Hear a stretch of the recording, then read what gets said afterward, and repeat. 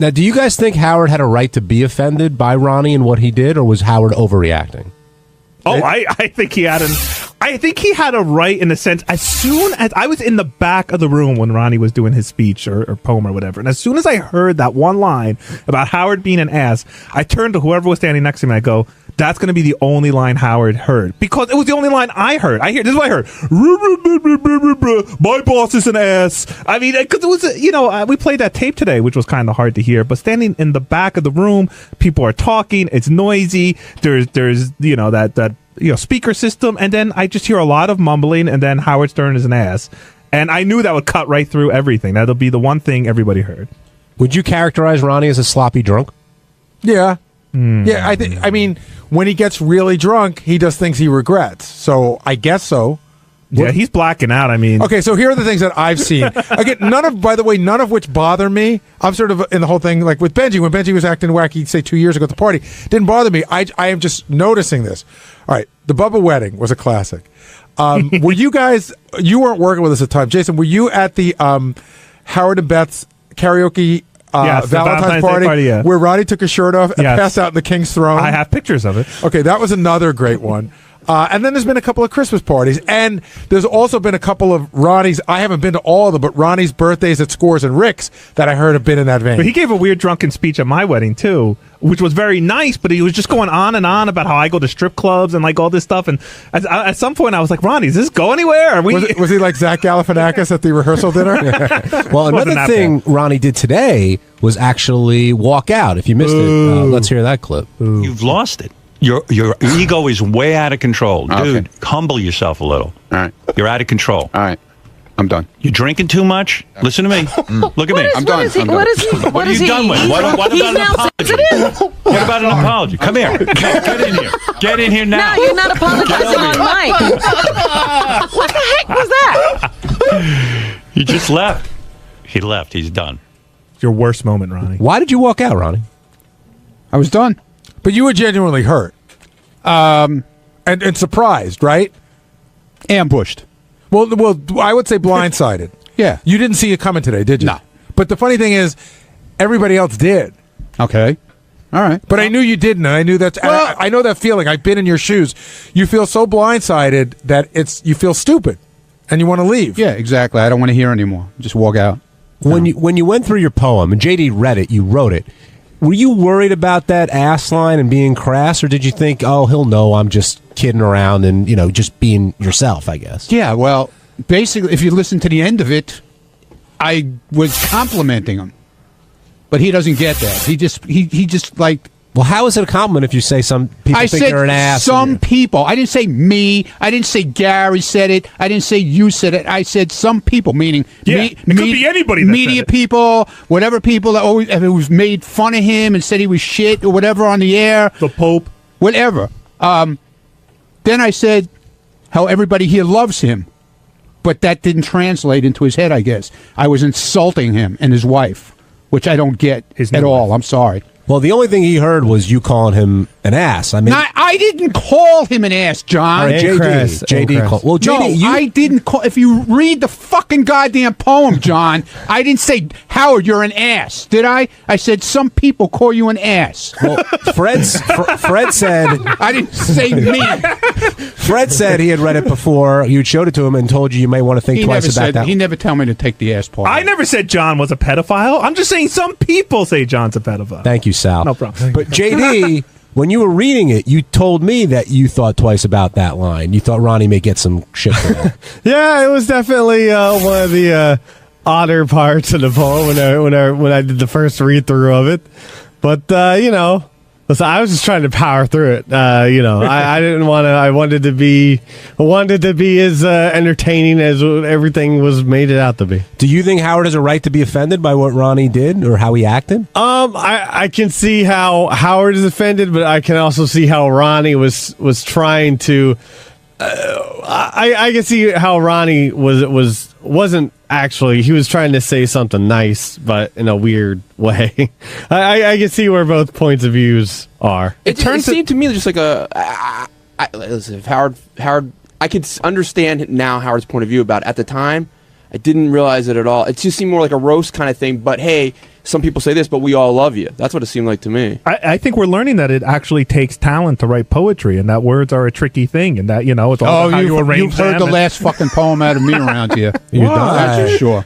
You're done? I'm done, man. What made you decide that? What are you kidding me? No, Are you fucking kidding me? your balls get busted all the time. Yeah, and but now this is all like of a sudden you're folded I up. insulted his wife. How did I don't even know how I insulted his wife. I can tell you. We can tell How? you that. Because they've been together a long time, and you 10 called years. her his new wife. I did not. Yes, you did. I did not. Yes, you tape. did, It's on tape. Ronnie. That's what it is. That's your blackout Those are your speech. Ronnie. You said your new wife, Ronnie. and I think that's a little sensitive in the sense that he's been with her for 10 years. Wait a minute. Ronnie, Wait, You blacked out. It wasn't part of your poem, but when you came back to give a speech, Yeah. Your second one. yeah, you absolutely said that. We know because the reaction of everybody in the room was like, "What did he I just think say?" you called her a chippy or something. Oh no, that's No. what Scott's No, wife no. called you. It was right before you fucked Robin Salem at the party.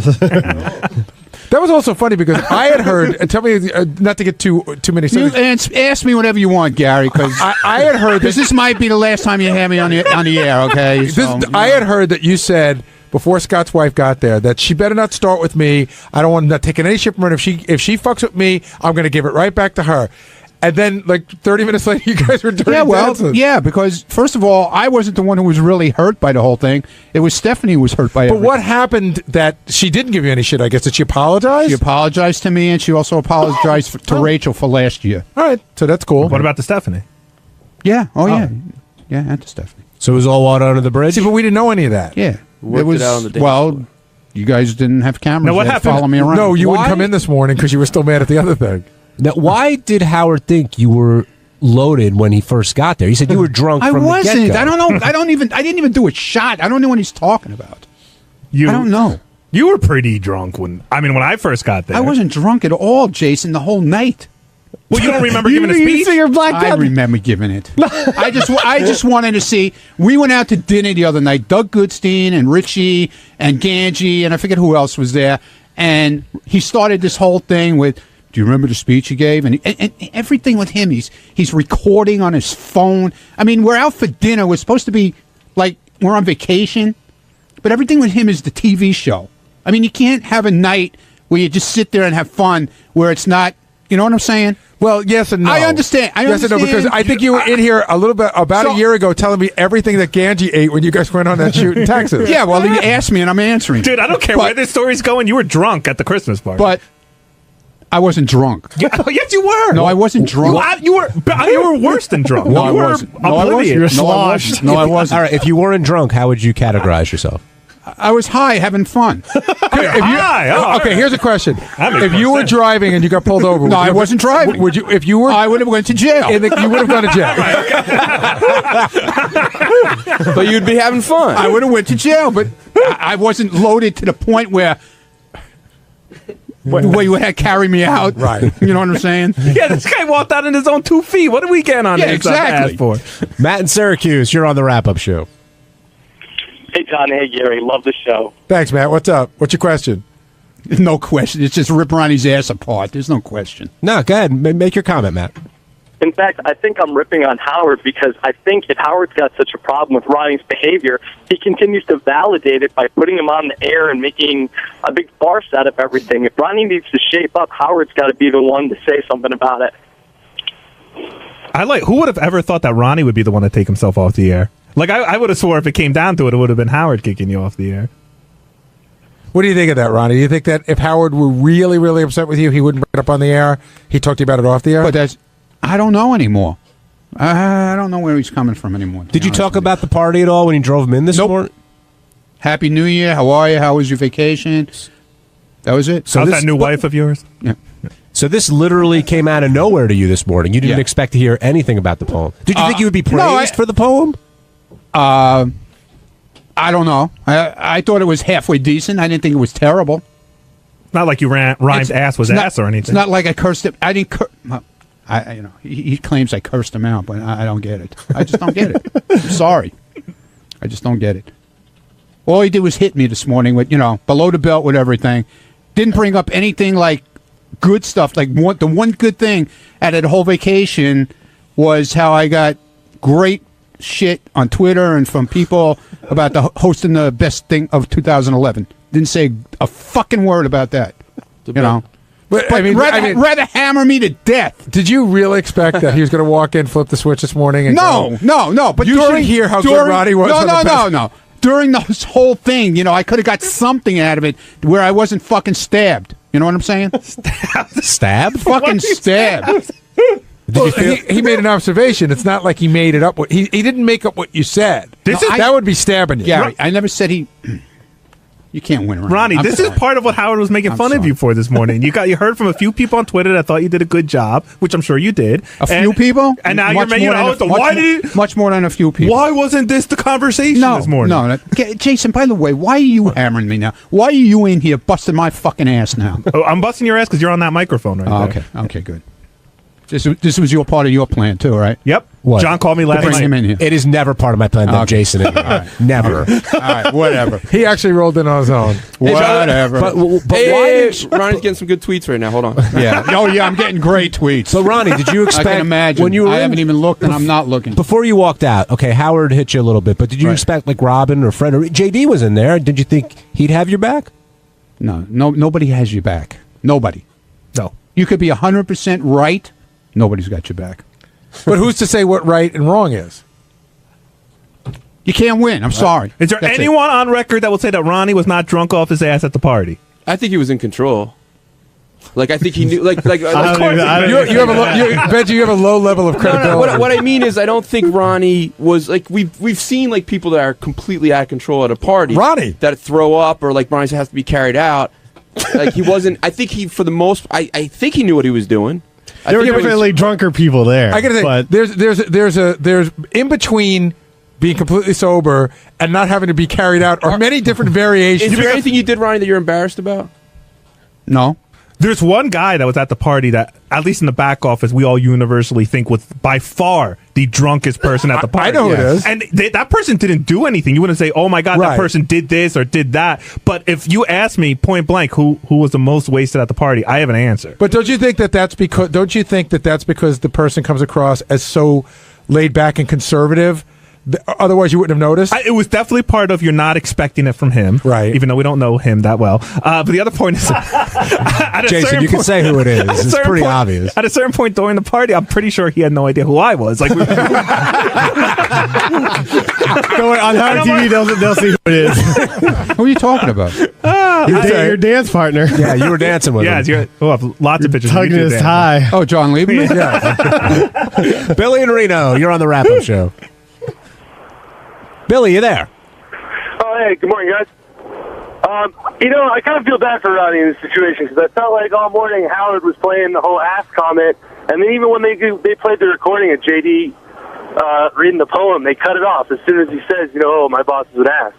When I feel like it's kind of out of context when he was actually trying to compliment Howard. Yeah, he said, though some people call my boss an ass and some say he's crass.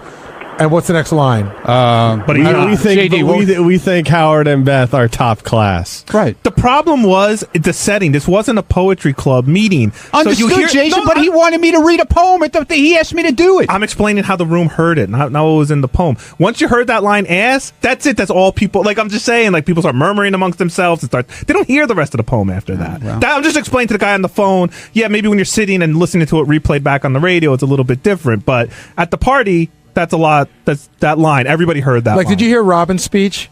No. Really? No. You sure you were Blacked there? out. You sure you weren't drunk? I was standing right next to it, but I didn't really You hear were it. screaming during it. He didn't hear it because he was so busy yelling. I was going going to say, if you could have embodied the sentiment of Robin's speech into a poem, you'd have been fine. yes, Robin has 14 families. I we remember found out. making a speech at the party, after the poem. But I said to Doug Goodstein that when we were, like I was saying at dinner, that I didn't remember. So right away, you didn't remember? Get this on. Let's get this on tape. Let's get this on tape. You really didn't remember? Hey, can I just say Ronnie does an awesome Doug Goodstein? Not the voice, but the face is awesome. And then he ran in there this morning. It was like, ooh, like a little old lady. You couldn't wait to fucking spill his Hey, guts. when you were writing the poem, did the word top class come before ass, and you had to get a word that rhymed with top class? Yeah, well, the whole thing came together. It was ass and crass. But do you remember like what order you wrote it in? Like, were you like, oh, I need to word the rhymes with I top don't remember class? how I wrote. I scribble a lot. I think he started with the line "Howard's an ass" and then wrote the poem around that. No, I never said Howard's an ass. I said Howard. Some people. Some people. Oh, I never said Howard's an ass. See, would he I have was been saying better? maybe you could incorporate Would he- about bass but that's or how he liked to interpret it. That I basically called him an ass. Now, would he have been better off if he said, Jay Leno calls you an ass, but that jackass has no class? Would that have been better? it's still a horrible line, but yeah, that That pentameter's a little. look, Yeah. I wasn't just, writing and communicating is a talent. My paradiddle. Ronnie, kidding aside, it seems like, I mean, you get a lot of shit on the air. We all know that. But it seems like this time you're genuinely hurt versus other times you kind of Yeah, brush because it off. I didn't do the poem to fucking insult him, and he keeps saying that I did it to insult him. So it's such bullshit. Will you talk with him about it? No, Why not? because everything's on the air. If he'll talk to me, if he wants to talk to me, he'll bring it up on the air tomorrow. But you wouldn't talk to him about it on the air today. No, because I was done. I had enough. Will you go back in if he wants you tomorrow? We'll see what happens tomorrow. I don't know. Ronnie, it seems the one you're most upset with is actually Doug. No, I'm not upset with Doug Doug. Z. I'm not that upset with. I told him this morning. I said, we went out to dinner the other night, and you just can't go out. You can go out. No, you can't. Not with you, dude. Not what? with you. Because every time we go out, it's like it's a fucking TV show for you. What do you mean? You Every broke time. news to me. I knew this was going to happen today. Yeah, I knew You it was told going to happen me- because I told you. You told I me- didn't know about it, but I did know about it. You told me 2 weeks and later. I wanted to just see what the fuck you were going to do. You told and me- right away, can I put this on my camera phone? I got your reaction. That's what I do. Things don't only happen in the studio. Do we cover you all over the place, all Yes, over the country? but this Is that wasn't- out of the studio? Yeah, Duh. yeah, because that's a booked appearance. No, I'm we talking were about- out for a social dinner with girlfriends, wives, or whatever, and to you that there is no in between. It's always a TV show. That's right. The show's always Well, on. It good. should be for you well, too. then you know but, what? But we're Next talking time- about next I like time Doug's you attitude. make. what? I like Doug's attitude. No, you wouldn't like it, Jason, if you're always the center of attention with this bullshit. You wouldn't like it. I would love it if I was Doug, the if center I don't of think attention. so. Doug, if Ronnie said to you, Don't invite me anymore. If Ronnie said to you, to your "Hey, Doug, outside things. hey, Doug, No, I'll stop, Ronnie. I know you're sensitive to it now. Yeah. I'll give you tissues next No, time. I don't need tissues. but if- what? I don't need tissues, dude. if this came up as it did in your dinner conversation, and Ronnie said to you, "Hey, I don't want a camera on right now. Would you turn it off, or do you know?" Yes, I would. No, you I wouldn't. would. No, you and wouldn't. and just so you know, the 10-second clip of video that I shot that we're talking about of saying when I took out the thing on the cell phone, I said, "So Ronnie, you didn't know about the you made a speech. I just wanted to get his reaction because I know it was going to come up today." That's it. It's 10 seconds. I won't even use it. I'm going to erase it. I'll erase it right in front of your face. How about that? How about it? Well, I wish you. I wish the pace was more like you. Can I tape you erasing it? Yeah, but did he? Would he erase it? No. But I'll show it to you guys first if you want to see Hey, it. Ronnie. No, I won't, Ronnie. But the I'll big erase it thing if was, you I don't thought want. which was interesting. So you say Ronnie says he didn't remember. It was like virtual. I guess what's described as a blackout. And Ronnie, you're saying that was a joke. I was saying, yeah, I knew exactly what I knew. I made a speech. I don't remember everything I said, obviously. Do you think there were moments of it that you're blacked out? No, I wasn't blacked out. Well, But what if you? I don't- just didn't remember. If you don't remember certain That doesn't things, mean I'm blacked out. You're blacked out. You're laying on the floor practically. if No, you're no, blacked you could out. have a blackout which without falling on the floor, meaning you have lapses in memory. Yeah, Like, I did. Yeah, I'll like be I didn't honest. remember. I didn't remember saying about what you. Right, the new wife thing. But see, that's Yeah. a blackout. Okay. All right. Yeah. No, it's not remembering. Maybe it's early Alzheimer's or something. Yeah, maybe. early old Maybe timers? it is. that's low. Is it really early? Gary, is it That's fair funny, for man. Ronnie to complain about Doug always having the camera on, or is that part of the bargain you make in being part of the show? I don't like these guys hang around a lot more than I do off the show, so I just figure I don't know what their deal is. I figure they got it. If, It always winds up in an argument. It really does. It does because he's got to film everything. This whole exchange, we're talking about this whole conversation with the video is about 10 seconds. And Whatever. The conversation it's still was a about camera. 2 minutes. It's still right away with a camera. Ooh, can I film it? I got to film it. right, so I got to film it for the TV show. John, I'll ask you a That's question. right. And I'll we ask you a like to question. film you all over the place. We'll stop that yeah, if you want. but that's But I'm saying one thing has nothing to do you're with the missing other. the point. I'm saying you're missing the outside of at your appearances, we shoot you all over the place, not just at your club at No, the you appearance. don't. Yes, we do. We go out. We have cameras sometimes. We'll do other things. We'll take you around Yeah. and about. Yeah, right. Okay. But it's And if something happens, it's part of your work thing. We weren't working at all. Were we working at all that night? No. I've been invited to the lovely Goodstein household on several occasions, and none of that ended up on TV or cameras. How come? I don't know. But Ronnie, so you think it's personal? It sounds like Doug said before he taped. He said, "Can I tape this?" Right? It's like I'm fucking Doug's clown or something. You're not my personal, clown. yes, See, it is. I knew it. Well, I'm going to be very sensitive to it because I respect Ronnie. Believe it or not, I do. I like him a lot, and I don't want to hurt his feelings. Seriously, I'm not. You didn't hurt my feelings. I didn't do it to hurt your feelings. It just proves how it's everything. Everything you can't, separate work from having a social night out. But Doug, didn't you say you said, "Can I tape this?" before you taped it? Yeah, he did, and I knew he was going to bring it up today. Well, I mean, but and this is Gary. Would you have brought this up if this happened privately at a dinner that you're at? Yeah, I think I wouldn't have needed to tape it because my word is worth it. But I get what you were going for. I certainly would have brought it up. That Ronnie didn't remember totally. Do you feel like Doug has you on a string in some kind of way, Ronnie? And when did you start feeling this way? Do I have that power over You Ronnie? went I a didn't little know strong that. there, John. Yeah, I'm a puppet. Yes, I'm. No, he's not my puppet. No, seriously. When did you start? Is No, this it's something just- new? It's not new because every time we go out, it turns out to be a camera thing. What do you mean? But isn't that all? I don't see everybody sitting there filming you, Doug. Doesn't that happen when anyone and everyone goes out and with work? Doesn't something always happen? Doesn't someone always bring out a camera? I just saw clips from your Doug, New I Year's could have Eve brought party. I could have brought out my camera phone in your house and taped things that you said. But that was so fucking ridiculous. Well, did Doug say Like anything what? interesting worth taping? Doug's never said anything. What? Marlo. Unfortunately, Ronnie doesn't remember. All right, wait. You invite people to your house, okay? Right. You invite them for drinks before you're going out. So the guy pours you a drink, and then he goes, "Would like some chips? Well, yeah, if you want, bring them out." Okay. Goes to the closet. There's no chips. He starts yelling to the wife, "Marla, we have no chips. Oh, we got some old kettle corn here." Kettle corn? What are you talking about? It's opened it that day. No, you didn't, dude. That was it was opened already. It was stale. Party foul. Give me a fucking break. If you're going to tell a story, tell the story I'm correctly. telling it correctly. No, you were supposed to come over. We had a babysitter at 8 o'clock, and you told me your girlfriend was not getting home till 6:30. I Right. gave you an hour. Figured you'd get there by 7:30. We'd hang out for 10, 15 minutes or so.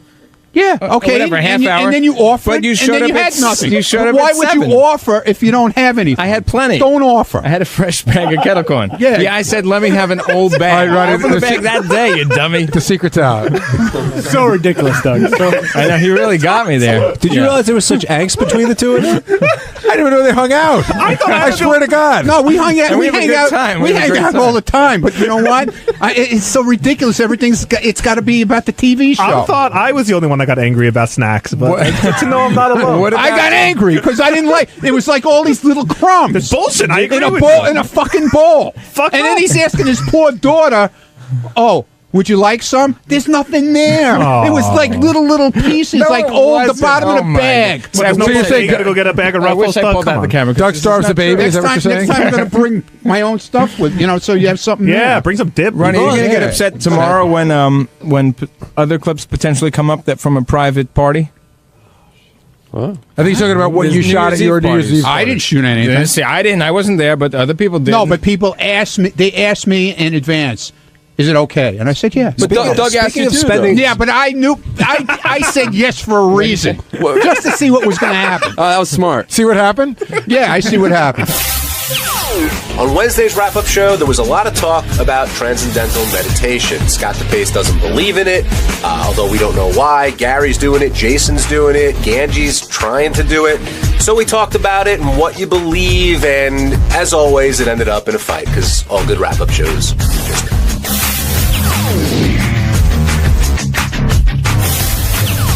We should start off, since we have Ganji here, with the whole TM thing. And I asked DePace to come down. I think he's going to in a little bit. But it seemed that conversation, first of all, page 69 is back. Some people are excited. Some people are terrified. I know Will and Jason are very proud of it. And they Who does stories about them? Nobody. They have done stories about each other at times. But yeah, you're right, Ganji. For the most part, it's all of us. I like to do page 70.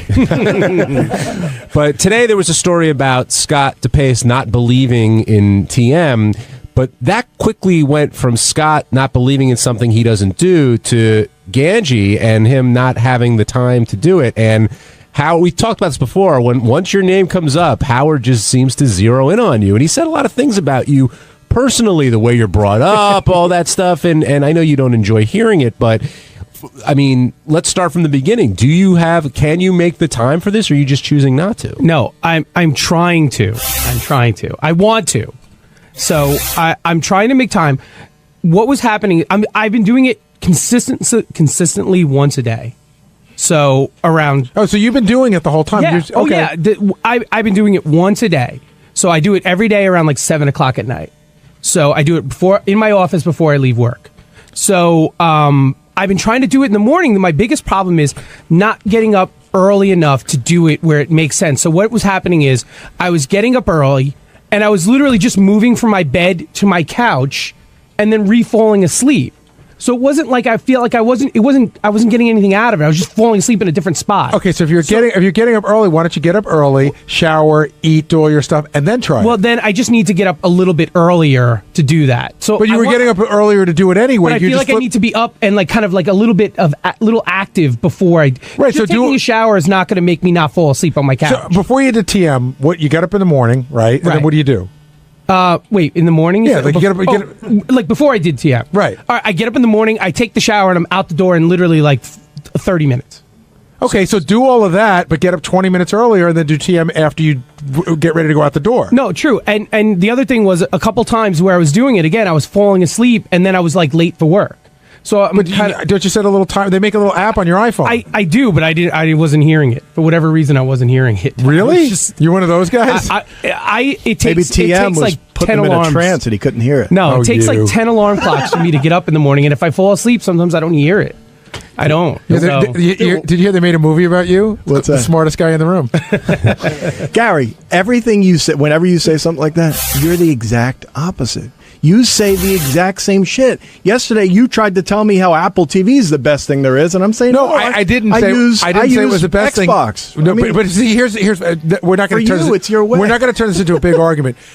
You, quite honestly, I said Xbox. I said Apple TV is really good, and you were more like, I use Xbox. You sort of discounted what I said. You're like I don't yours is see it yours that is the way. greatest, and my idea was stupid. No, That's for me, because I didn't I'm know, not an hold Apple on a second. guy, I didn't so- know. I didn't know anything about your Xbox, and so we were talking about using TV and how you can watch things around the house. Yeah. And I said, I got to tell you, Apple TV is the greatest thing. And he goes, Yeah, I don't know anything about that. I use Xbox. I don't, like, he was sort of what really I said. downgrading. Yeah, I said I know a lot about that. I've used it at a friend's house, and I think the Xbox is better. That's it.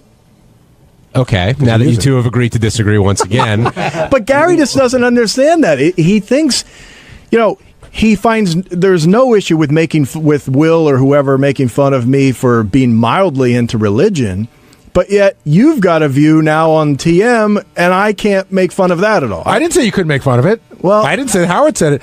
I think it's interesting. Listen, by the way, you're not the only one. There's other people here who are, I will say, skeptical. You're just a loudmouth about it, but you're not alone.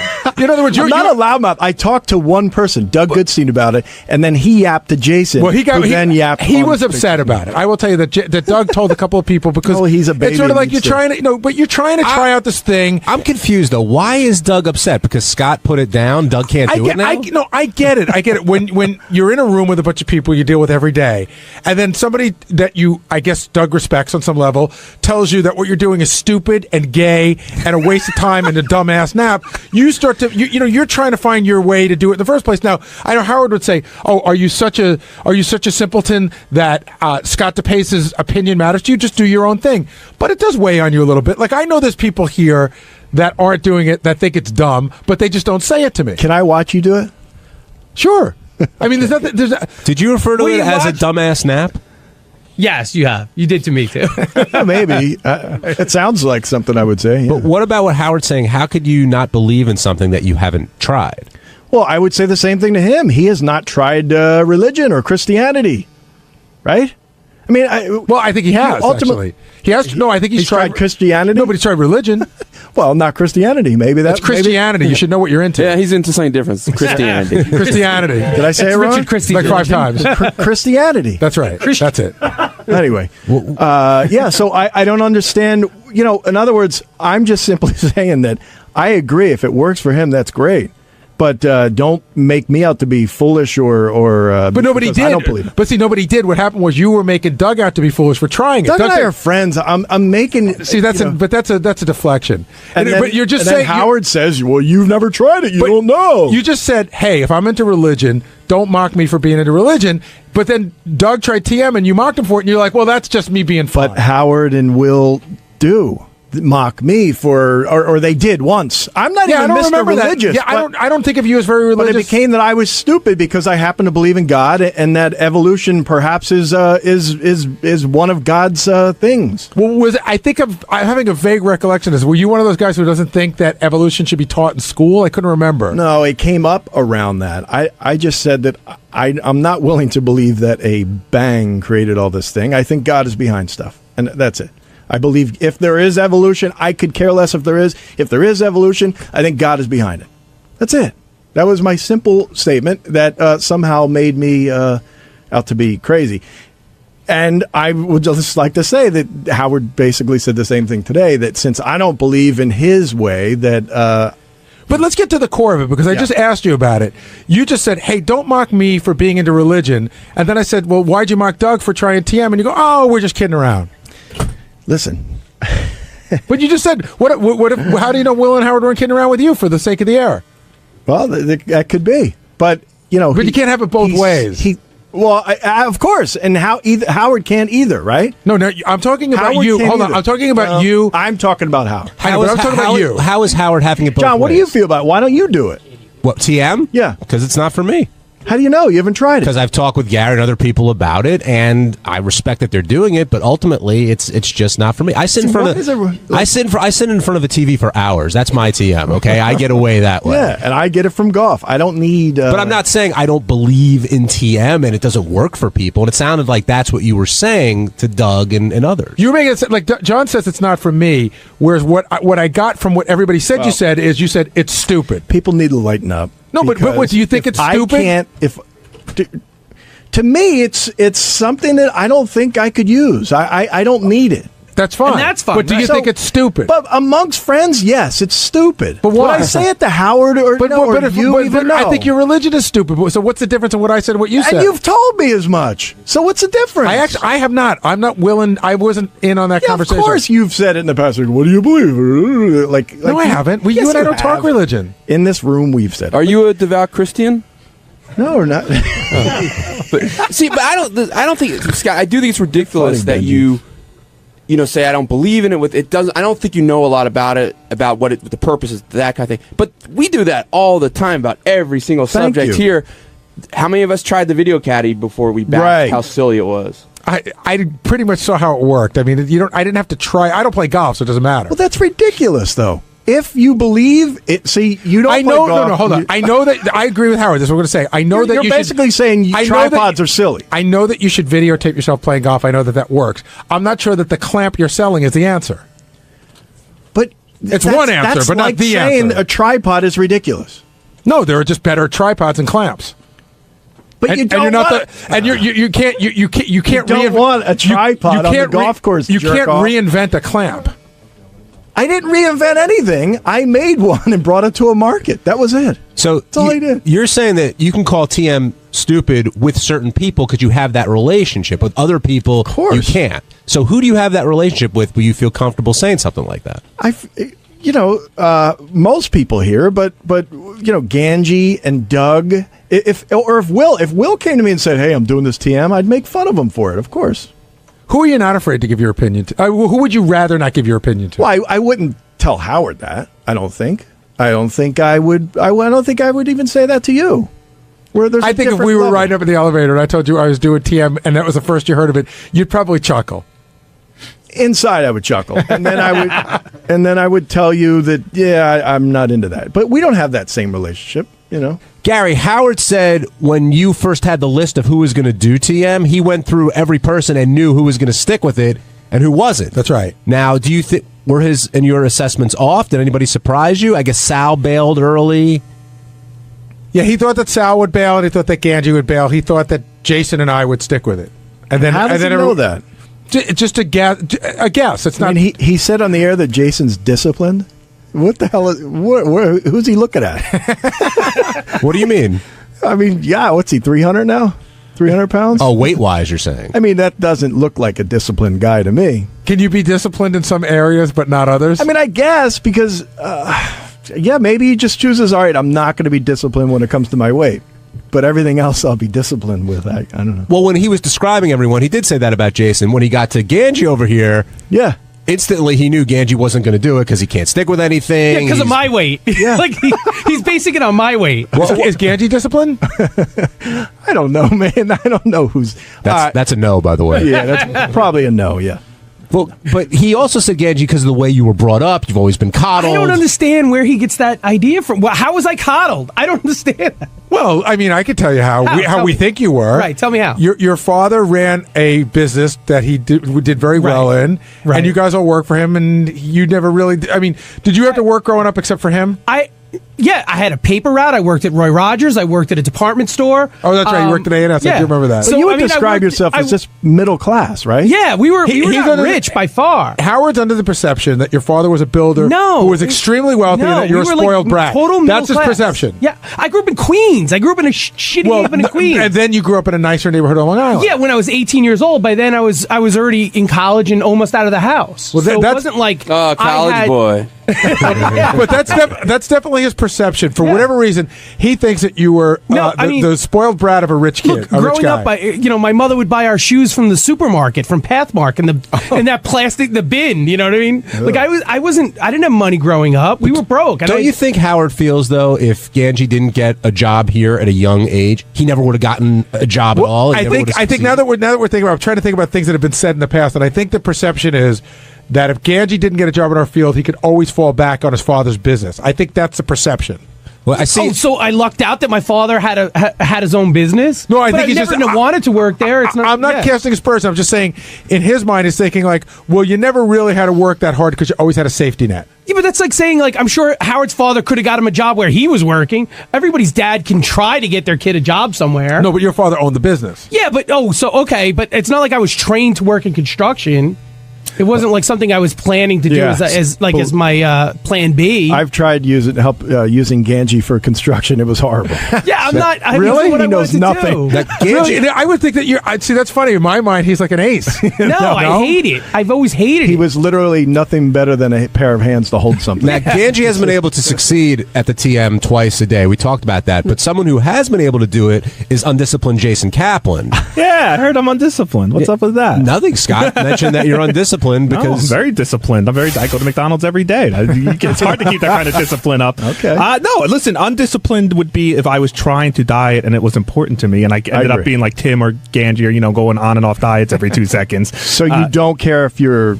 at what point are you concerned?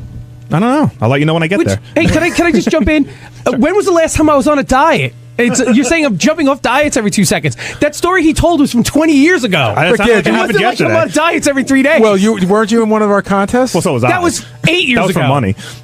So wait a second. So, you want? I only was in the contest to maybe win money. So you're not would like the world to dying people. You're dieting. You would like the world to know that you're not trying to lose weight. You don't care. I don't want the world to think that I'm this yo-yo dieter and I'm not doing anything and I can't. I haven't attempted to diet. No. Oh, okay. I take that back. Why did you decide to do the TM? Like, what in your life pushed you to I just thought it would help me with some more focus. I would like to be more focused.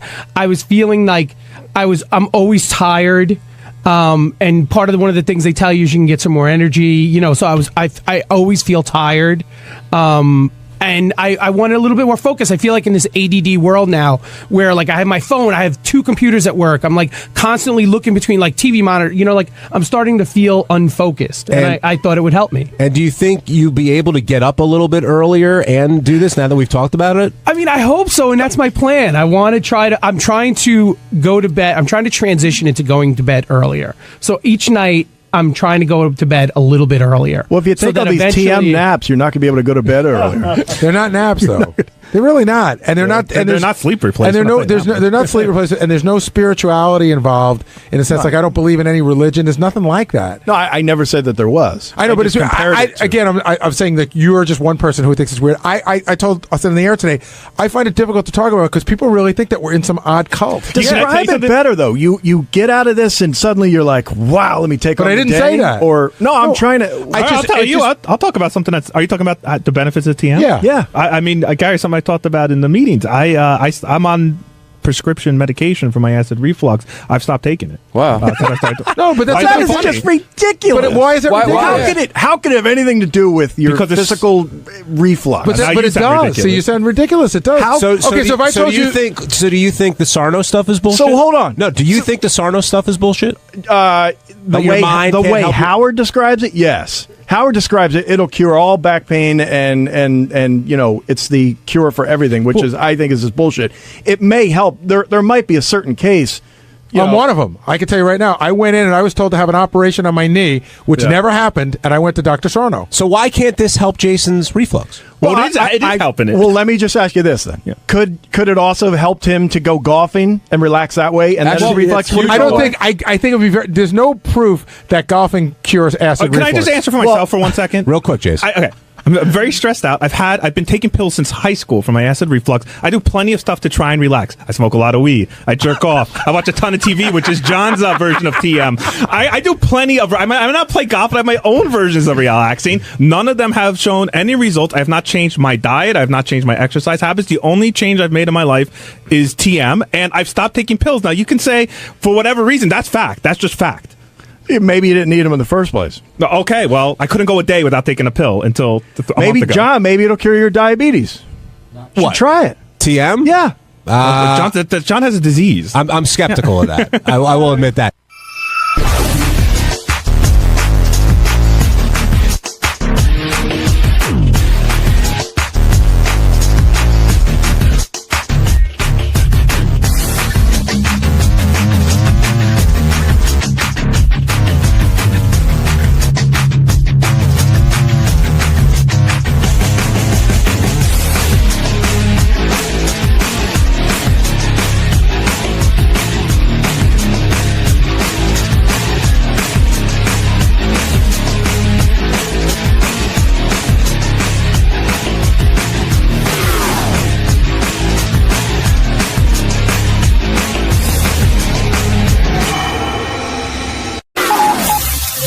This is the best of the wrap-up show. A recap and behind-the-scenes look with John Hyde and Gary Dell'Abate. The best of the wrap-up show begins now. Hey now, Gary Dell'Abate here, Baba Booey. On Monday's wrap-up show, John the Stutterer stopped by and was ranting and raving that Ralph makes more money than him and that no one listens to Ralph's show. Of course, he has no facts to support this, but he rambled on anyway, and it was funny as hell to listen to. Here's how it went.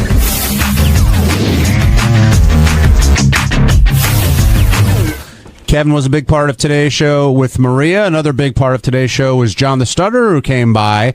And Hi. John, hey John, how you doing? Hi John, how you doing? I'm doing okay, thanks. You were in the hot seat a little bit there because your anger, I guess, towards Ralph and Tim has sort of taken away your show. And I know you had health concerns and things got crazy with your show, but I'm guessing you missed the airtime. But the first thing that popped in my head, you sound very, very sure about like how Ralph gets paid and all that other stuff.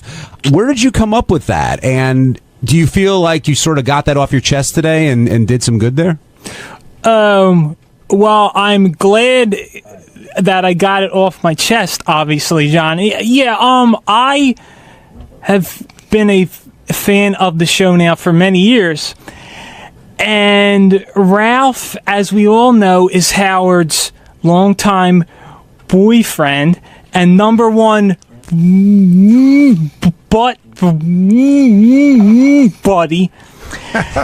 And I just think that my perception that he gets special preferential treatment is held by many fans, and I think that I am the correct.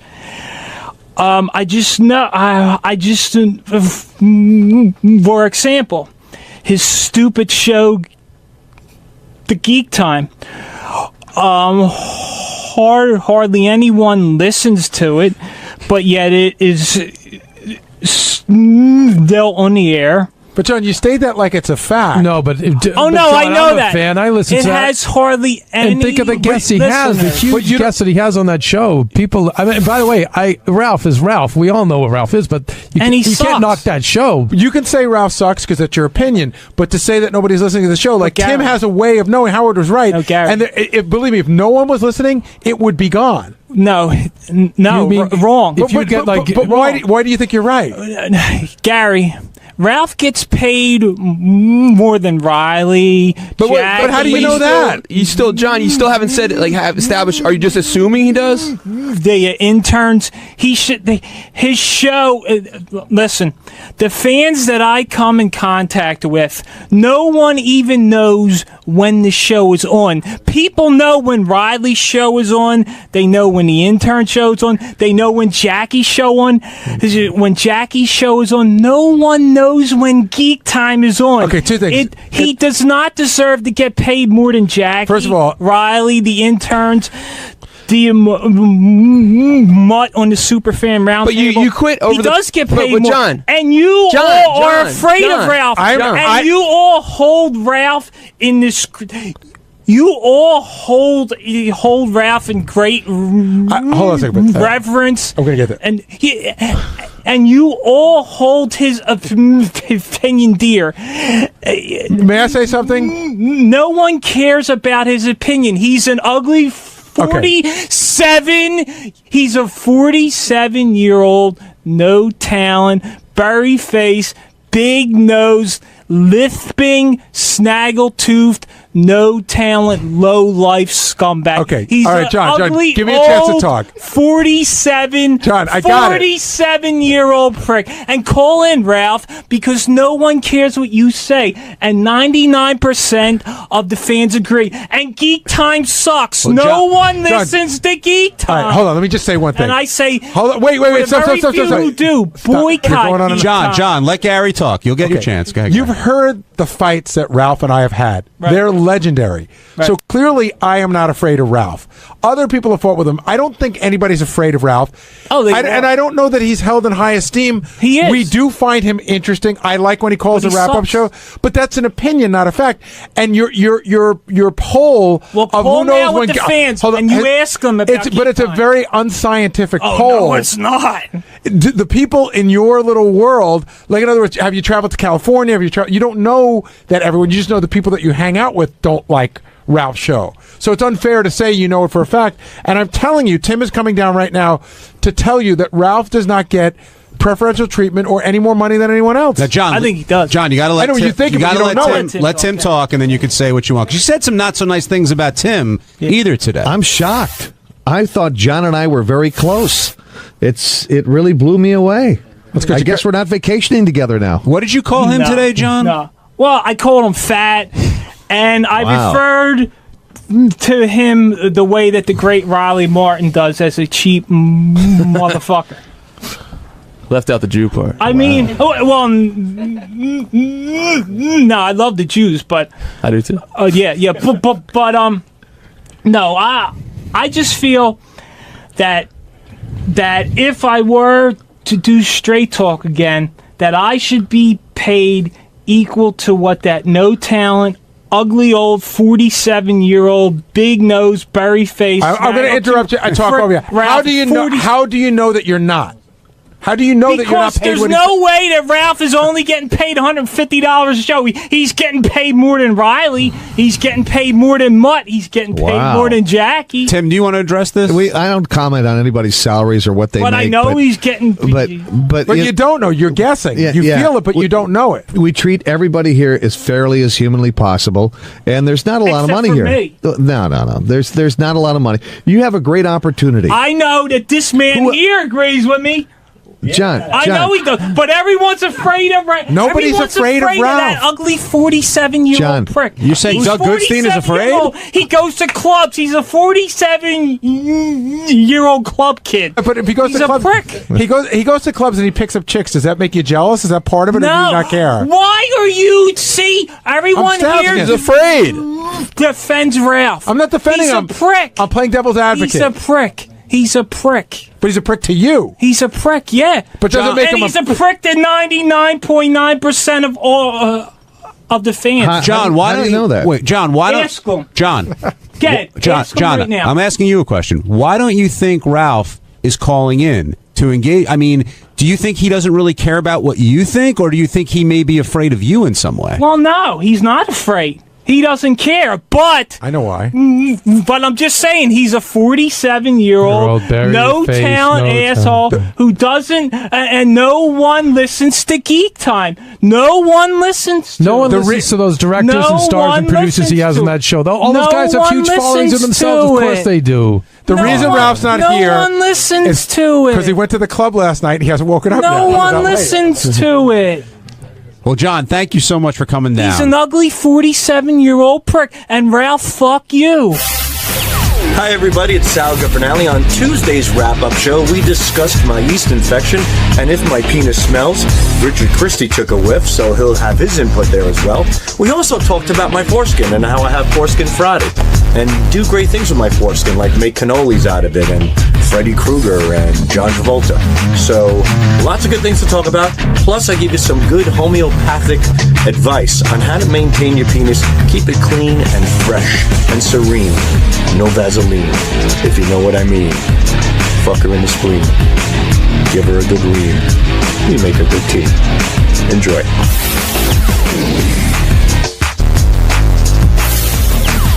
Richard, before Sal comes in here, I want to ask you. You said that you can smell, like you could smell the yeast that grows on him. This is, and let me make it clear because he's kind of freaked out by this. His cock doesn't always stink. This was like one time a year or two ago. I want to make it clear. Sal normally has a clean cock.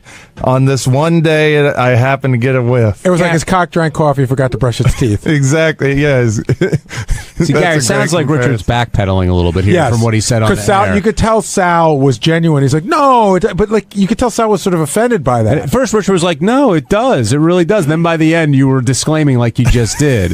So, and I literally just told Sal, we were both in the restroom, and I said, everybody's cock stinks once in a while. You know, it's not the end of the world. It's embarrassing to hear on the air for the first time that once in a while my cock stinks in the bathroom. I'm very, very clean. As you know, today he sniffed my penis on the air. It was fine. But it happens. It does happen. It's inevitable, especially after a bike ride or a jog or something, or if you don't shower. Why would you ride a bike and then go pee with Richard? You wouldn't, but I'm saying just cock smell in general is inevitable in certain cases, but I think he would have told me, like, dude, you cock stink. I did. That's not an easy thing to tell somebody. I did. He's saying he did. I did. Now, today. No, I said when it happened. We were in the you said my bathroom pee together. has stunk. Sometimes when I have asparagus, you said my pee stinks. No, I've talked and sometimes about your pee stinks too, and your pee is hot, like a little steam comes off. So you're lashing out now. No, I'm not lashing. I'm just surprised that my cock. How dare you say my But pee is hot? why does what his pee smells like have to do with why your penis smells? Well, he said I've said it to him as well. I said no, not your. When I've said there was a smell in the bathroom, I never implied his penis. We've talked about your cock cheese before and about how it smells. Yes, personally, but I've smelled it. I mentioned it to you. And I'm not offended, but I'm like kind of hurt that because I'm so clean, I don't want to be in a position where my cock's going to stink spontaneously at any moment because I stay on top of it. Apparently you don't if you've got yeast growing out of it. Well, I've had yeast in the past, and yeast is inevitable when you're uncircumcised. Even the cleanest women in the world suffer from yeast infections. Well, Fred was saying he doesn't get yeast. He doesn't have that problem. Everybody's different. You put 10 women in a room, 3 might have yeast infection, 7 might not. I think clean women Did I might say get did I do my math right? yeah. Thank Clean God. women might get a yeast infection because maybe they weren't keeping up. It's a possibility. When I spoke to my doctor, yeah, you're right, Gary. When I spoke to my doctor, he says because you're uncircumcised, the moisture is inevitable. No matter how much you pat it, clean it, dry it, it's there. So you are more prone to yeast infections, which in the male case, they call it balanitis. And that's what I've had from time to time. Now, have you tried? Don't you try to cure the moisture by putting toilet paper in your pouch? I was putting toilet paper in there. You were wrapping it up, right? Yeah, it looked like a little white flag. Yeah, like we'd go to pee, like a surrender flag at the. And so the doctor told you that everyone who's uncircumcised has this issue. Not everyone. It's more common with. Yeah, the people that don't wash have it. I wash, Gary. I wash like Richard sniffed my pecker today. But it's funny. We'll go to pee sometimes, and he'll pull his cock out, and then paper just starts flying out everywhere like it's That's how clean like I it's am. Rip Taylor or something. I got to tell you, I've seen your penis way more times than I would want to say that I have. And there was something about it today that looked weirder and different. Really? When you started pulling on it, I guess I just haven't been that close. And Yeah. When I always do that thing, like I make like a shiv out of it, it looks like a Batman wing. Yeah, sort of. Yeah, it's similar to that. It's like stretching bubble gum. But he also showed the head of his penis. Yeah, which and I he didn't was like. He was self-conscious. Yeah, about because that. to me, I think my pouch, my foreskin acts almost like a curtain. Like I still have something left. It's like when a woman wears nipple tassels. The nipples are covered, but the rest of the breast she's comfortable with. I'm comfortable with my head covered. I still feel like there's a little privacy there. When you diagnose these problems, I notice you hesitate to go to the doctor. Like you kind of save that as the last minute. What do you do? You go on the internet and you search for. You just go on the How did you internet. find out about balanitis? Itchy cock that smells. Google. Is this a? Is it? Wait, that's what you did? Yeah. I write itchy cock with smell. And then you Google it. That's also what he types in looking for porn movies. Yeah, I've done it. And then I received a lot of home remedies, which I like to try first. And I got Genesian violet. I did a whole thing. It was a 2-week process. The first week was Genesian violet. The second week was tea tree oil, and the third week was garlic oil. Do you know what tea tree oil is for? You put it in the bath. You put 2 or 3 drops in a bathtub. I think it cures lice and dandruff. They use it for a million. They use it. It stinks like shit. It's hard. I smell like. You ever go into an old house like with a dying dog and a bad furnace, like that sooty, moldy shit? Like it's a smell you can't get out of your nose. It's almost like death. That's what Whose tea tree house oil. was Who that? goes into a house with a dying dog and a bad furnace? I won't say who. Everybody's been in an old house with a dying dog and I think in one of those coal ovens. You know what I'm talking about? It's burnt. He's been watching Old Yeller too much. Ever been in a house with a one-legged transgendered male? Seriously, where are you coming up with that? I've been around the block. What was the name of the first thing? What violet? Genesian violet. Genesian violet. Yeah, and what is that? It's some sort of natural home remedy, and it's a purple liquid. And I didn't know it stained you. So for the whole week, about a week and a half, my dick was purple, and I had to wash it off. Then I did tea tree oil, which, like Gary said, smells like when I watch The Walking Dead, that's the smell you get from those zombies. But here's a Tea question tree I have oil. for you. You go on the internet, you talk to people who aren't doctors, right, who have some ideas, or you can go to an actual doctor who knows exactly what to do. Yeah, but sometimes I'm thinking, you know what, I'm on the internet, let me take a look, let me try a few things first, and then if they don't work, then I'll go to a doctor. But these home remedies may be more dangerous than what you actually have. They may, but, it's the luck of the draw, I guess. I don't know. Why take the chance? Why not just go to the doctor? Well, if I do thorough research on these things, I look into it. No, you read what people write. That's not thorough research. But there's a lot of people writing it, and I also go to like WebMD. You could go there. You can ask questions. I like to do it. I like to. I've learned about this. This is great. I know a lot about homeopathic solutions to yeast infections. Oregano, garlic, the garlic oil, and the oregano as well. That seemed to work. I even put a clove of garlic in my pouch for a little while. Oh my God, did that burn? It stung a little bit, but the thing is, my wife came into the bedroom tonight. She goes, "Were you eating garlic nuts today?" No, my dick was. Yeah, I mean, I had a clove of garlic in my dick. Tim in Toledo, you're on the wrap-up show. My question for Gary and John, and I guess Benji too, does your wives or girlfriends know as much about your penises as Rich knows about Sal's? Like, I don't know if my wife could pick mine out of a lineup. Can we have her come in? But I know that you two could. If I did a lineup of penises, right, like a glory hole looking thing with like 7, you could pick Richard's, right? Oh, absolutely. Richard? Oh yeah, I could pick Sal's for sure. That's not weird or anything, huh? No, the weird thing is a lot of people on the staff could too, because you guys have, put it out there quite a bit. But this is the first time you guys have done that in a long time. I was thinking about that today. Early on here at Sirius, that wouldn't have been a rare occurrence. But today it was like, okay, Richard's gonna go smell Sal, and I was like, wow, they haven't done that in a while. And we're always up for that. Yeah. I'm always up for it too. I just didn't want him to play a joke and put his penis in my mouth or something. you threatened to bite it. I was going to bite it. Yeah, I'll show him. Even your punishments are gay. Would you have bitten it? Lightly. Not enough to hurt him, but enough to scare him so he doesn't do it again. He would have just enough to make him come. He would have gnawed it. All right, let's go to... I just lost the call I was going to pick up. We'll go to Mike in Jersey. Mike, you're on the wrap-up show. Hey, guys. Good morning. I just wanted to mention maybe Sal could deal with his odor problem by not letting other guys smell his cock. That is such a weird thing to have a guy get on his knees and get a good whiff of his genitalia. There is truth to what this guy is saying. I really, I was thinking about it, and ever since I started working here, I've stuffed batteries in my dick. I've stuffed your idea. Yeah, no, I'm M&M's, your idea. M&M's. I've put in teeth in my cock. The false teeth are my favorite. Yeah. I put in fake teeth. I put microphones into my cock. I've put streamers into my dick. And when you're subjecting your penis to these things are dirty. I put pennies in my cock, nickels. Whoa. You're gonna blame your stinky penis on the fact that you've done all these things? No, I'm not blaming the stink itself, but I shouldn't be subjecting my penis to such dirty things. Your penis to me is, your genitals is almost your dick is as sensitive, if not more, than your tongue. Why do I have a feeling you were doing these way before you got here? You just discovered when you got here that you could put M&Ms in your dick? No, I've never put it. The only thing I ever put in my dick was red wine one time. I pulled it up as a cup and I poured wine in it. And who drank it? Somebody. That doesn't matter.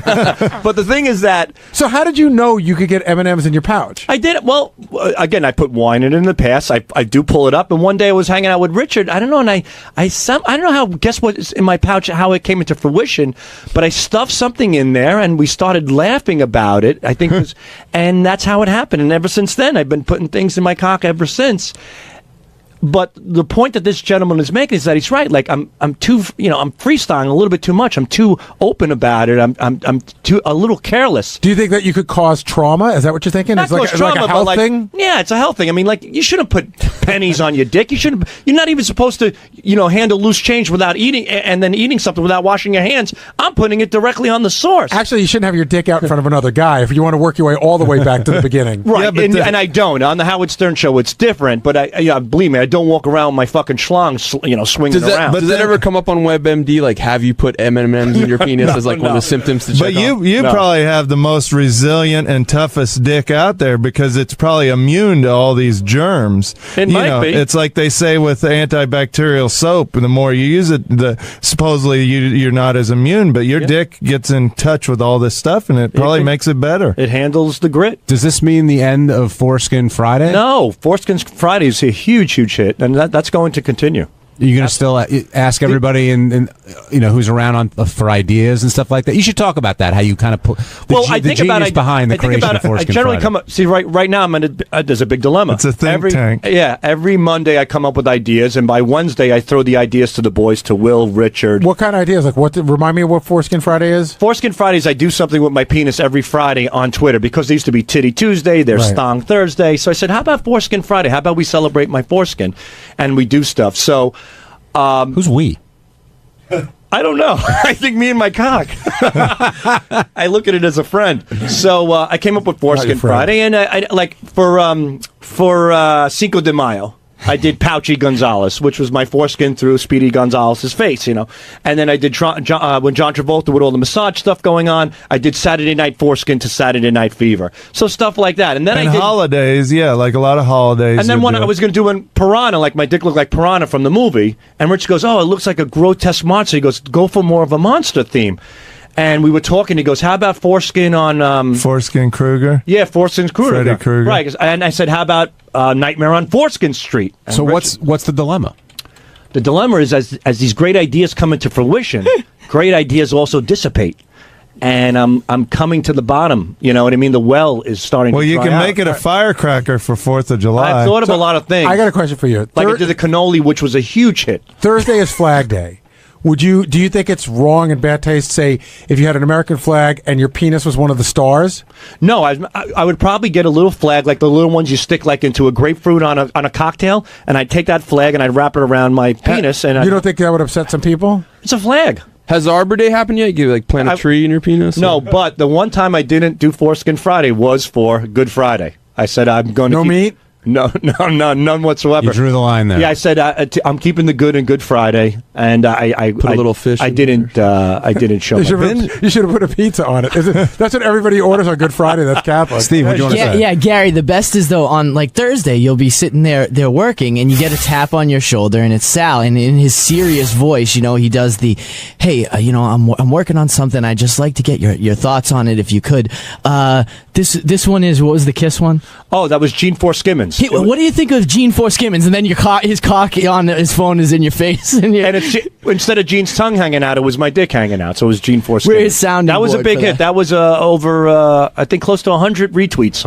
I average anywhere from 45 to 150 retweets on Foreskin Friday. Do you think it's people joking around, or you think there's a lot of gay dudes retweeting it to other gay dudes? A lot of guys are joking around. A lot of people are repulsed but love it. A lot of people show it to family members and get them sick. And a lot of people are offended. And there are gay people too. Do you think there's anything gay about Foreskin Friday? No, not at all. If you knew a gay guy was jerking off to your picture, would that bother you? No.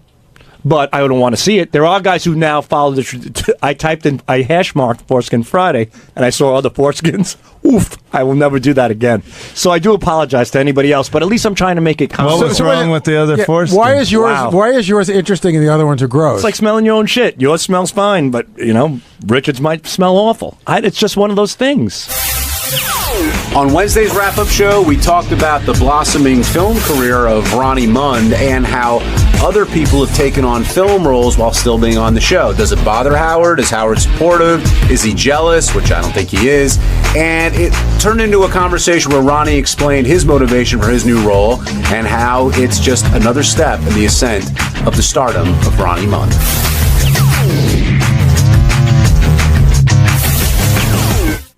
Now joining us on the program is Ronnie Mund. Ronnie, we've confirmed that you will be appearing, or at least acting in this film on Monday, I guess, a Stamos film. And Howard doesn't seem thrilled with everyone going out and doing movies. Were you worried about doing this role?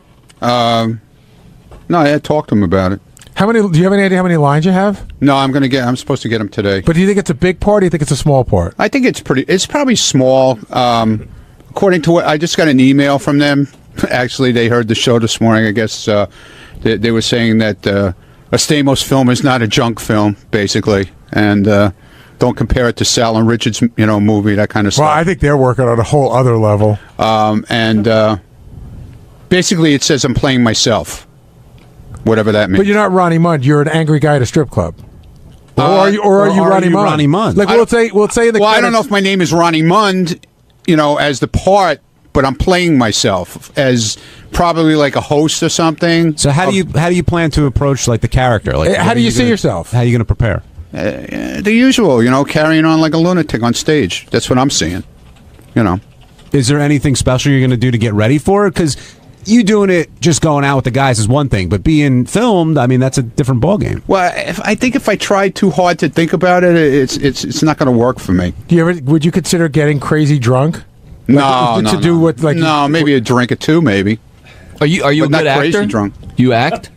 What do you care? Well, I mean, what did you come in here to bust my balls? You're going to be in a movie. Oh, he's already here. You're going to be in a movie, so I figure you must have some kind of acting experience. It's supposed to be a crazy type movie. It's a comedy, asswipe, and basically it's supposed to be about a guy who's taking guys out to teach them how to be single, I think, or some shit like that. Almost like a hangover type thing. I bet it's nothing like Hangover type. No, I just got off the phone with the producer, if I can interject. Well, and they thanks said, for interrupting. Go ahead, John Lieberman. First of all, Ronnie says he's going to memorize his lines on the toilet. Yeah. That's where I do my best thinking. That's where I write my poetry. Shit goes in, shit comes out. Yeah, right, exactly. But the producers heard what Howard said this morning and were They were a little upset. disappointed because this is a multi-million-dollar movie. Ronnie's scene is one scene. Benji and Elisa are not in it. They wanted to clarify. They're not sure how that all got started. But they definitely wanted to clarify that the producers are big fans of the show. Obviously, Stamos is too. But they pushed Stamos to put Ronnie in it because they said there's no better person for this character than Ronnie. It's a guy who is a patron in the strip club, getting up and yelling things and telling girls to show their breasts and all that. So they said Ronnie was perfect for the role, but Stamos didn't want it to appear that he was trying to use the Stern show. So it was actually the producers who pushed Stamos and said, get Ronnie, he's perfect for this scene. So I would almost argue that the role was modeled after you and not the other way around, Ronnie. Like maybe they heard you on the show and said, hey, we need a guy like that. Maybe. And they're literally getting you to do it. Well, Stamos knows my routine. I've hung out with Stamos in the club. So you're just going to recreate what you did with Stamos previously, basically? I'll just recreate whatever I do whenever I go. Will you stick to the script that they give you, or will you feel like room to ad-lib a little bit? Well, I'll talk it over with them, see what they think. They said they're going to get Ronnie's input today. They want to see what he's most comfortable saying, although we all know. But Are you excited for the role? Yeah, it's cool. I think it'll be cool. Do you see the potential to break out Let's Fuck Some Whores? Nah. You don't think it's right for this? Nah, I don't think so. I don't know. Maybe. You never know. What if they water it down for PG and it's Let's Bang Some Whores? I don't think this movie is a PG movie. I really don't. Have you been thinking about other like catchphrases you may want to throw in there, or you just again gonna go with whatever they give you? Well, whoa, stop the clock might come in there. You never know. Who knows? Good one. You know? You never know. And Gary, you said there's sort of a bigger picture thing going on with, I guess, everyone working on outside projects, and maybe this falls into that. Yeah, I just think that what Howard hears is like somebody's doing this movie, somebody's doing that movie, somebody's doing a show on the web, somebody's doing a block party, somebody's doing an eat and greet, and it all becomes one thing to him. Richard, you've done a bunch of films, actually. Howard talked about that today and made a joke how like you wouldn't turn down any role you were offered. He was in a big film, though. He was in a legitimately big film. Yeah, the White Castle film. Well, Harold and Kumar escaped from Guantanamo Bay. Yeah. It's always weird when I'm sitting at home and that pops up on HBO and I just see Richard walking by in a KKK hat. And there's another movie I was in that's been on Showtime a lot in the last month or two called Albino Farm. And, yes. a lot of horror I've seen fans. that at least 100 times. Are you sort of the go-to albino kind of guy? Well, now that Edgar Winter's very sick, they get Richard. But when you hear this movie's out and Bigfoot's doing it, and I guess this is the movie Sal got his teeth done for, we found out today, and you're in it as well. Do you think twice about doing it, or are you just like, you know what, sounds cool, it's during off time for the show, so I'll give it a shot? You know what? This is there's a huge crew on this movie. It's got a decent budget from what I've heard, and they made me a really good offer, and I'm happy to do it. So yeah, I mean, if I had to go to like Arizona to get paid $5 for a movie, I wouldn't do it. I want to make sure it's something legitimate, and it's definitely a legitimate movie. Gary, do you blame Ronnie, Richard, Benji, if he gets that role, whatever, for taking these roles outside of the show and being in these films? No, it depends on what the roles are. I think there's a big difference between being Benji from the Howard Stern Show or being the weird guy on the corner. Do you know what I mean? I guess you'd have to take it part by part and figure it out. I actually got to be in a movie that Maria Menounos' boyfriend, Kevin, directed that's going to be coming out soon, too, called Serial Buddies. How many films have you been in? I don't know. My film career started with Jodie Foster's Contact. Is that true? Yeah, but I was one of the people running away from the explosion and when one of these spaceships blows up or something.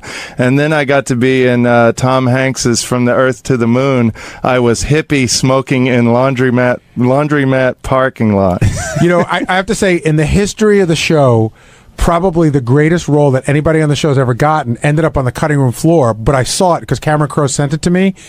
Kenneth Keith Kallenbach had a scene with Tom Cruise in Jerry Maguire. I remember Cameron Crowe called me, said, I want him. They flew him out, and I saw the scene. He was supposed to be a wacko fan, but I wish if they could do the DVD extras just to see Kenneth Keith Kallenbach acting with Tom Cruise is worth the price. I went to see that movie to see Kenneth Keith because I remember you guys talked about it on the air, and I was like, where in the hell was he? Derek in Massachusetts, you're on the wrap-up show. Hey, you guys will know this more than I will, but Howard seems to be pretty jealous, and guys like Ronnie and even Stuttering John, when he got his part, if he doesn't have anything to do with getting them those roles, he seems to be angry, and not just the roles, but the job for John. He seems to take it as an angry. Like, he'll get Eric a job, Eric the midget or Eric the actor, and he'll help those guys. And that's all fine and dandy because he's part of it. But when these guys do these things, he just seems to be jealous and angry of these guys in this situation. I hope Ronnie's movie is a success. I'll go see it just because he's in it. Derek, I could tell you, just because I talk to Howard a lot, it absolutely 100% is not jealousy. That's not what it is. I know there was we had an incident one time where Wings, the show Wings, called Howard to ask Howard to be on the show. Howard said, no, I don't want to do that. I'm just, I'm protecting my brand. I'm not going to be on Wings. So unbeknownst to Howard, they turned around and they just called Stuttering John. And Stuttering John took the part. Now, whether John knew Howard had been offered or not, I don't think that was the case. But I know that when it came out, Howard was pissed. And his feeling was like, well, if I'm not going to do this, if I'm not going to put all this stuff out there, if I'm not going to sort of take every bit, but everybody around me does, in a sense, he feels that's tarnishing the brand, but that is probably more the explanation. Jealousy has zero to do with it. Ronnie, have you ever sensed any jealousy coming from Howard? Come on. Are you kidding me? How can he be jealous of me? Are you kidding me? That's a great point. It is a great point. No, I just said that. It's a great point. Yeah, it is a great point. I just feel I always run things by him before I do anything. Has he ever told you no? Because I think running things by him could be difficult because he doesn't want to be the bad guy. I could tell when he'll give me an answer he doesn't think it's a great idea, but if you want to do it, right? You know what I'm saying? I wouldn't do it, but if you want to do it, that's fine. Right, and he didn't say anything about this. He did, with Stamos calling me, he thought, it was kind of strange. I thought it was, dude. Like I said, I got the text message from John Friday night at 1:00 in the morning. So Ronnie came to me and he said, "Is this Stamos' number or somebody pranking me?" I knew it was his number, but I thought maybe somebody got his phone because I know twice already he's lost his phone, and he has to get a new phone and change his number and everything. But I thought for sure this was something kind of scam. So, and he also had asked me for Robin's address because he wanted to send us something, and I wouldn't give it to him until I talked to Robin, and I wanted to make sure it was him. You know what I'm saying? Right. Because I just wouldn't give it out Robin's address to anybody. If we thought somebody lost his phone or whatever. But then when they started calling me about all this, I knew it was legit. How do you approach Howard about it? I go to him and I just talk to him. But is it like I'm not afraid to talk to him. Are you driving at the time, or do you sit? No, usually if we're walking up in the morning in the elevator or whatever, I'll talk to him in the car. We both, I have no problem talking to him. It's 27 years, man. It's a long time. You don't hold anything back. You should know that, Gary. I hold plenty back. Jim in Carolina, you're on the wrap-up show. Hey, Ronnie, if you got offered a big movie role with a pretty good payday, but you had to quit Howard, would you do that? No, I've said that a million times. I wouldn't. He comes first, no matter what. And I work all my schedules around anything that I do. I work around him, where I'm there for him first, and then like with America's Got Talent, we had block party shows that I didn't attend because I had to be with him in Los Angeles or San Francisco. So he comes first no matter what, because if it wasn't for him, I wouldn't be where I am. So. Unless there's a guy that's going to suck your cock for $1 million. For that, you said you would ride off into the sunset. Yeah, well, I'd have to, man. How could I ever face the fucking people around here ever again? How do you juggle your schedule, Ronnie, now with the film roles, with Howard, AGT, the block parties? You're a busy guy. Yeah, well, it seems to work out where it's on off days from the show, which is okay. Well, by the way, Richie Wilson, and congratulations to him and Rachel Fine. Yes. They got married on Saturday. Tied the knot. I was not there, but I sent a very substantial gift, I feel. Which is better than me being there. But a couple of people taped stuff, and I got to tell you, like as goofy as Ronnie used to be getting drunk, the new show Drunk is John Lieberman, the news guy. Really? Oh my God. He's wilder than Ronnie? Yeah. Wow. Hold on, let me get What's to it. his deal? He's out of his fucking mind. Remember, like at the Christmas party, he was dancing wildly? Yeah. Like I throw a Christmas party for the staff every year, go to a really nice restaurant, and we eat and drink, and John's like that guy who's like a big klutzy dancer, but insists on dancing. Like he's jumping all over. So is Ronnie. Ronnie's like weirdly uncoordinated and can't dance. Right. Ronnie will knock you over. Yeah, but he's really uncoordinated, Ronnie. And so is like John Lieberman. They both have that same weird dancing style where they're not even dancing. They're like just They're kind sort of jumping and bumping. Yeah, it doesn't look like fun what they're doing. It looks awful, like a misery. So John Lieberman really got tanked, and he was just look at him dancing. Can you see that monitor? Look, it's like there's no sense of rhythm. That is not dancing. And he's dancing with high-pitched Mike, showing that he likes gay people. I like gay people, but it's not necessary to dance. You're not going to dance with a gay person? I actually danced with Mike at the Christmas party, so Did you? Yeah, but he happens to be a good dancer. He fits well into my shoulder. Really? Yeah. Anyway, does he let you lead, or do you let him I lead. I'm the man in that relationship. We slow dance. But, John Lieberman, he is whacked out of his skull. Let me play you some tape. What did he do? Oh, he's just out of control. Guys, where is that? Because I'm having a hard time finding it. Because I usually expect Ronnie. In orange, sorry. JD1 in orange. Yeah, Ronnie's usually the fool. Yeah, I expect to hear Ronnie stories on a day like this. No, Ronnie's like Mr. Cool now that he's kind of thinks he's a star. I hate to say this. I think he thinks he's me. Like he gets up on, like he just. What are you talking about? I don't know. He's just so weird. So weird. What do you mean it's weird? What is it? Are you out of your mind? Like it's Ronnie Superstar. Mr. Like Rico. I was trying to be good. It was. You were better than John Lieberman. I was in the wedding party, so I was trying to act like we all had a good time. That's all. And watching you dance is the funniest thing. Yeah, okay. You were dancing with that girl with the tattoos on her arms, and you're throwing her around. It's almost like you're going to. She wanted to. She was drunk. We were all fucking having a good time. What's wrong with that? I mean, yeah, but you're so. Rough with them. You're throwing her around the floor. She loved it, man. She did. I swear to God. She kept following me around and said, come on, let's dance some more. Yeah, Lieberman was a fucking mess, man. He made you look normal. I know, man. That's the new Ronnie Mund. Yeah, huh? I cracked up. Here's John Lieberman screaming. They wouldn't play the Billy Joel song. What did he want to hear? Oh, Empire State of Mind? What is that? It's Billy Joel. Billy Joel, Yeah, it's Billy Joel. It's New York State of Mind. That other song. It's a Jay-Z song. That's what I thought. Yeah, Empire State of Mind. Yeah, the one with Jay-Z and Alicia Keys. Alicia, whatever fuck her name is. Here's John Lieberman screaming for that song. You're trying to get pizza. Say what you just said. Say what you just said. I want Empire State of Mind, bitches. Off the record. Come on. Off the record, I want Empire State of Mind. Sal, I want Empire State of fucking Mind. It doesn't even sound like him. No, his whole voice has changed.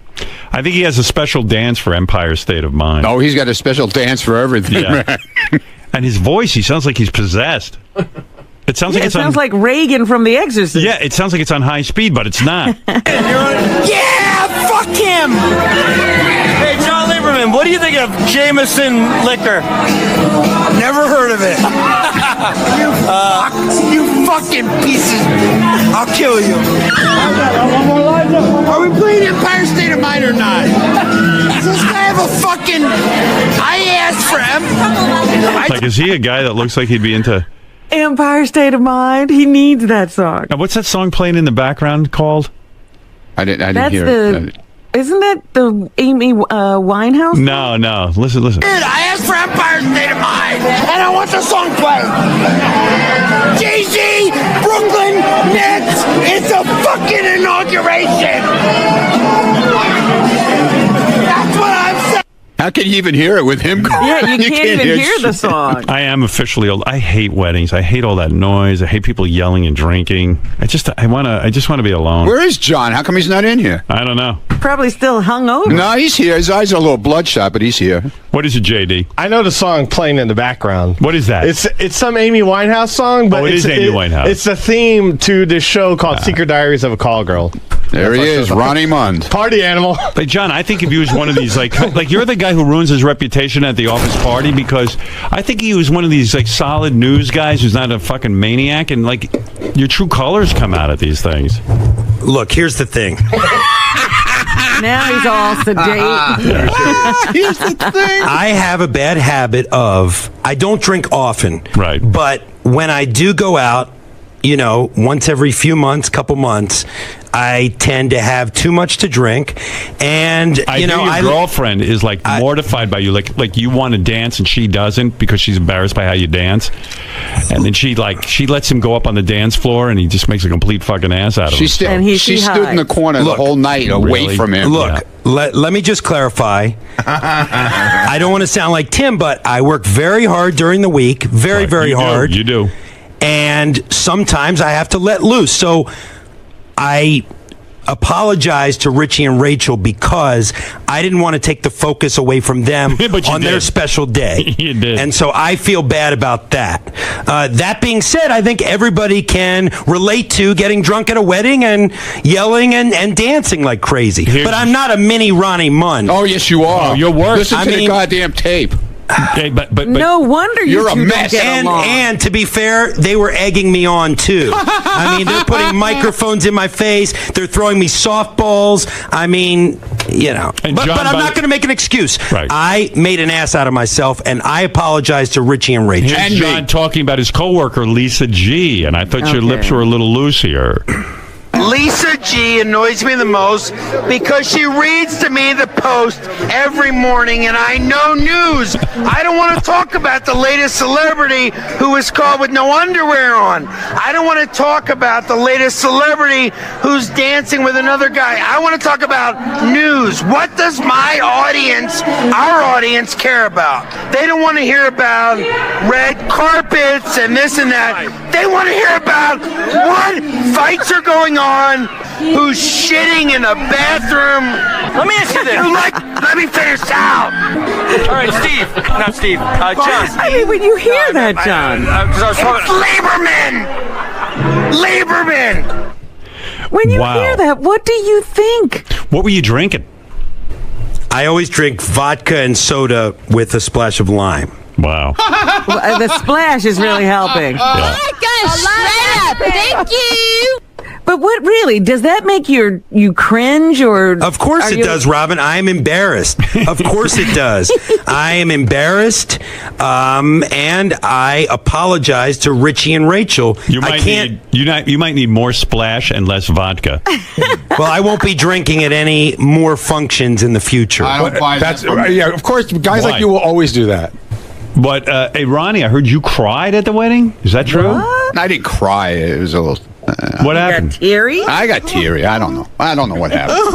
I feel like Ronnie's like good, really like close with He Richie loves and Rachel. them, yeah. Which makes me think Richie and Rachel are disturbed people. Yeah, thank you. That's real nice. You know what I mean? It's real nice. Here's John Lieberman again. But Lisa G seems to be a focus of yours. I mean, They were throwing me softballs about Lisa. Hold on. There's a part right at the beginning that we didn't get. Somebody asks you about Lisa G, and you start to talk, and you go, I know my girlfriend's kicking me. I know she doesn't want me to talk about this, which means you must talk about it at home. Yeah.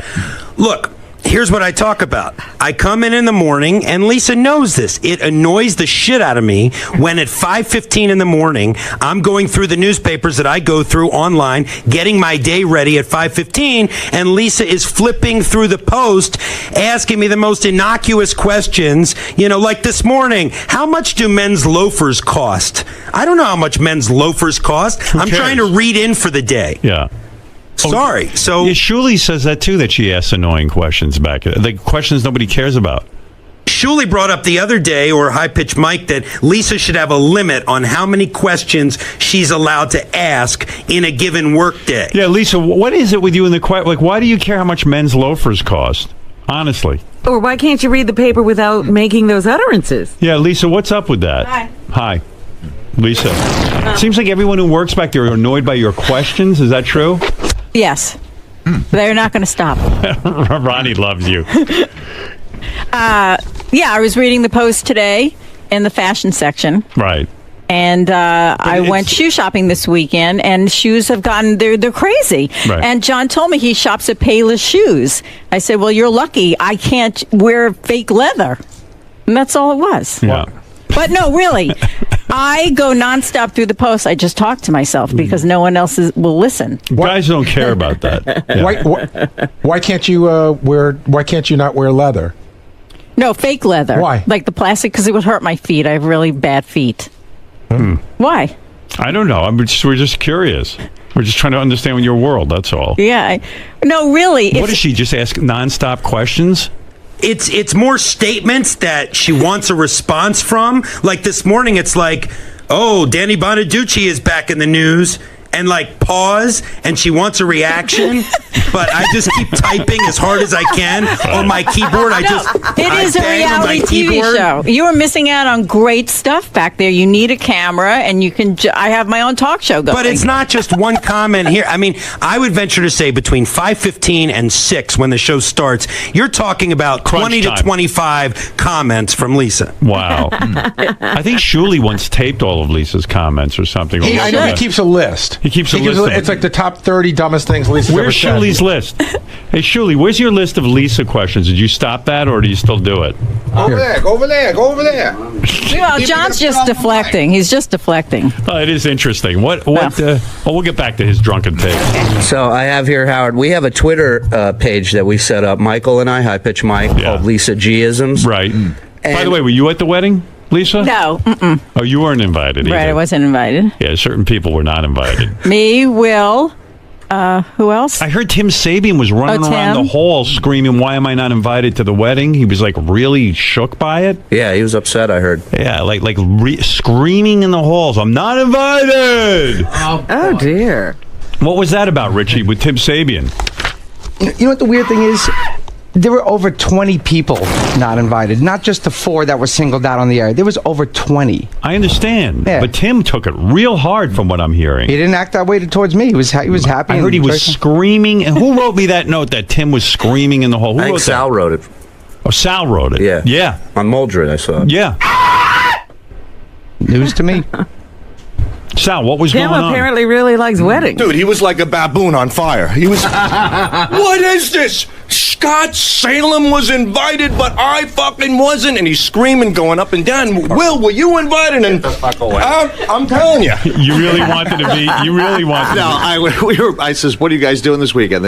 Everyone would say, oh, we're going to the wedding. I'm like, oh, really? I'm not going to the wedding. What are you doing, Will? Will and I didn't go to the wedding. I'm just busting chops. So what'd you do for the weekend? Watch the Ryder's Cup. Oh, yeah? Yeah. I watched Baba Booey. I called Gary. I said, this is insanity. Yeah, the Baba Booey's. It makes it fun, though, doesn't it? It was great. Because you kept watching, the next shot to see if somebody would, scream it out. Hey, by the way, you are ruining my life, Tim, because... Why? I'll tell you why. I have people, everyone's involved with it. Remember when you shit in the bathroom and it was all over the walls? So everyone says to me, how did he do it? Like, you've never revealed, like, really, were you standing? I mean, I got to know what position you were in. I was sick, Howard. No, I know that. And I didn't shit in the bathroom. I was so sick. No, I didn't shit on the wall. You did, you shit on the wall. I think that you over-exaggerated we have the entire... pictures of it. Well, Howard, I got to be very, very clear. I think that there was marks on the wall prior to... All right, fine. Tell me how you did it. I was literally. I think I had food poisoning or something. No, I Tim, ran in you're not there. hearing my question. Were you standing? I couldn't get my pants off fast enough. Right. So you were caught standing. Is that what happened? In motion, I think. Mid-shit. So your ass wasn't on the seat. About to. Right. And so what happened was then it sprayed out. I don't know. It was just a blur. But I did clean up. Like, to me, based on the pattern, you would have to be on your back with your asshole pointed at the wall to go. Like, I mean, I don't mean to look ruin. at it. Look at where Howard, I don't mean to ruin your life, but I just. You're ruining my life. I'm so sorry. Just take me through it. How you did it. I am so sorry. I don't know. It was such a. I swear to God. Would you do me a favor? Just show me. Reenact what you did. I ran into the bathroom. Go ahead. And I couldn't get my pants off fast enough. Right. They were stuck like they did. You couldn't get them down, and so you're standing. No, he was going to go. I don't But did know. the shit get all over your pants? No. Is that true? I swear to God, yeah. Otherwise, I would have went home and changed. How did it spray into the wall? I don't know. I'm telling you, I was never so violently ill in my life. No, I get that. Stop saying that. All right. I want to know the trajectory. Can we get back to the wedding? I can't. No, let's stay on Shitgate. So right. All right. You know what we have to do? We have to bring in one of those forensic Yeah. people. You're like who Dexter. They take splatter, and then like they tell you how it got there. You know what I love, Howard? We have the pictures of the crime scene. We can see the splatter. Is when people who've been in like traumatic experiences, they go, "It was all a blur. I don't remember." Yeah. He's saying the same thing about his shit. Like people who've been raped go, Yeah, I don't know right. exactly what happened. Yeah, Don't we have guests today coming in? I mean, come on. Later. We got 45 minutes yet. It got on People the in a lights. suicide It was all over the bombing. light switch too. It's a blur. Hey, so Tim, will you ever just explain the whole thing for real? And 1 hour show. We know you were sick. I did on Howard TV. Oh, did you? Yeah, they did a special on it. And you actually reenact it? I didn't reenact it. They asked me questions. And you answered? Yeah. And so when your underwear came down, you were in a position where you weren't sitting on the bowl. And so your ass was like facing the wall, and it hit the wall. But how did it get on the light switch and stuff? And the railing. It was like backing a Mack truck into a little tiny space. I don't know. It was so spray quick. is phenomenal. It happened so quick. I've never seen a spray like that. It completely missed the ball. Maybe I have a new career. Yeah. And then what was your thought process not cleaning it up? Like I did clean it up. No, you didn't. Yes, I did. I did it to the best of my ability. Can you imagine what was I was so I was so woozy. I was like, "Oh." What did you think was going to happen though by not I thought I cleaned it up. You did? Yeah, I didn't know that I had an investigative reporter named John Lieberman. All right. Hot on my trail. Robin, I still am not satisfied with his explanation. Maybe we'll sit down It's and we'll like do talking to Arnold Schwarzenegger a about town the hall pay. meeting one day. You should have set that thing on fire when you were done in there. All right, so getting back to the Lisa G. isms. Go ahead, Shuley. Here's just now. Keep in mind, Howard. Quiet newsroom. What did he do? He's got to fix the pillow every time he walks by the couch. He has OCD. You think? Yeah. You got to see what he does out there with the pillows. See what he does with the cookies. What do you mean? Every time you have to go by, you have to turn the pillow? No. I like things organized and clean, and I can't stand when this place is a mess. You know, Tim. We have people come in clean. here. You have OCD. You have to do rituals. No, but I have to have everything clean and organized. But I can't. you didn't clean anything. You just turned the pillow. But it looks around. much better than it did before. He didn't leave the bathroom clean and organized. No. Yes, I did. Move the pillow. You did. So come clean. What's going on with this turning of the pillow thing? No, I have to have everything organized. No, that's not organized. All That's right. just turning the pillow. It's a ritual. Is it? Okay. Because what's going on? No, I like things organized. I really do. What is it, Ronnie? He does it in the green room out there too. Wow. Same thing. And the pictures. He walks by all the pictures and he straightens them. And then as soon as we leaves, we turn them. Drives me crazy. You need to go see a shrink. No. I like things organized. And this is our business. I don't like this place looking like a shithole. I'm all for organization. Stop shitting all over. But turning a pillow is some kind of weird OCD ritual. No, I like our place. It's a place of business. I like it organized. I like it neat. I take pride in what we do. All right. I got to go back to work. By the way, we got to take those pictures. This is the next thing for you, John. Get the pictures of the bathroom, the shit, and go to a forensics expert who deals with blood spray and stuff at crime scenes, so that they can kind of their best guess about what Tim did there in that bathroom that day. Yeah, based on the trajectory of the shit. The shit. Yeah. Okay, we'll do that. That's a good story. It's a great story. Yeah. It's not red carpet stuff. You want to hear a really great story? Yeah. Lisa, tell her what happened in Grand Central Station. What happened? So I'm walking in Grand Central Station, and they have not the cops, but the terrorist cop squads with all the equipment, the Uzis.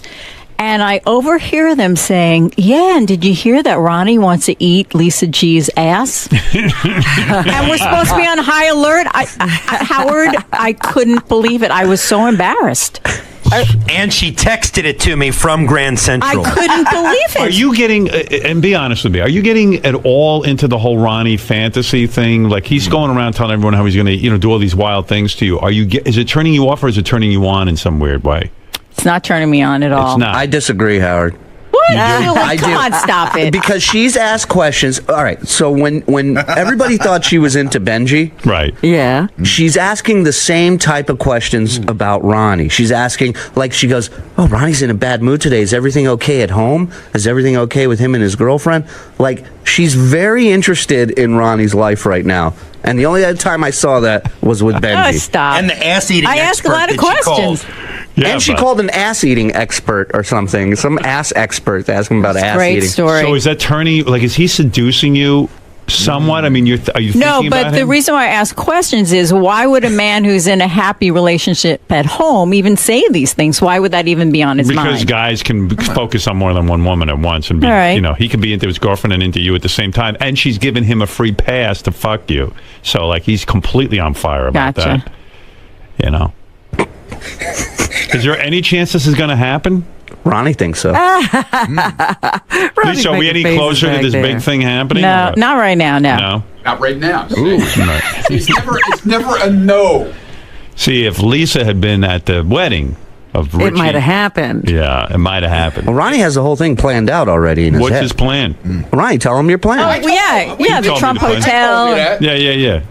But if she was at Richie's wedding, there was all these kind of secret rooms. Yeah. It was this really cool place with like secret doors and shit. Yeah. But you could have went in there and nobody would have known because it was like a wall, but the wall opened up. I wish I would have found those secret compartments. You would have banged Lisa and then left her in a secret compartment. That's right. Behind a wall. Oh my goodness.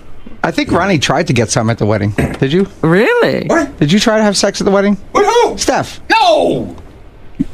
No, he was being suave, Rico Suave. Hey, I was good, man. Yeah. In the bridal suite? Did you hear my poem? Was awesome. The poem was horrible. You wrote a poem for the wedding? Did you know what, man? You know what's funny about Why you? is it horrible? I'll Why tell you was it horrible?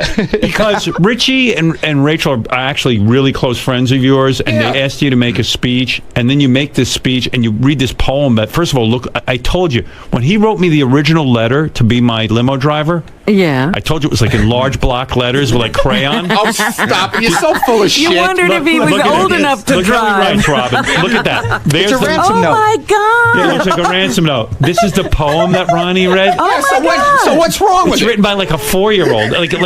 That's the block Wow. writing like what a 5-year-old writes. It's like. a poem. Wake up is one word. Yeah. Attica, you stupid ass. There's no spell check with handwriting. Right. Hey, jackass. You can't afford to talk about anything. Why? I You just stand there. I was still good enough to do my job. I recorded your speech, so stop it. Yeah, and then you fell over on the floor. I did not. Yeah, here's John Lieberman. Wait, we'll get to the Lisa G-isms in a minute, but here's John Lieberman drunk at Richie Wilson's wedding. Let me tell you about Lisa G's book.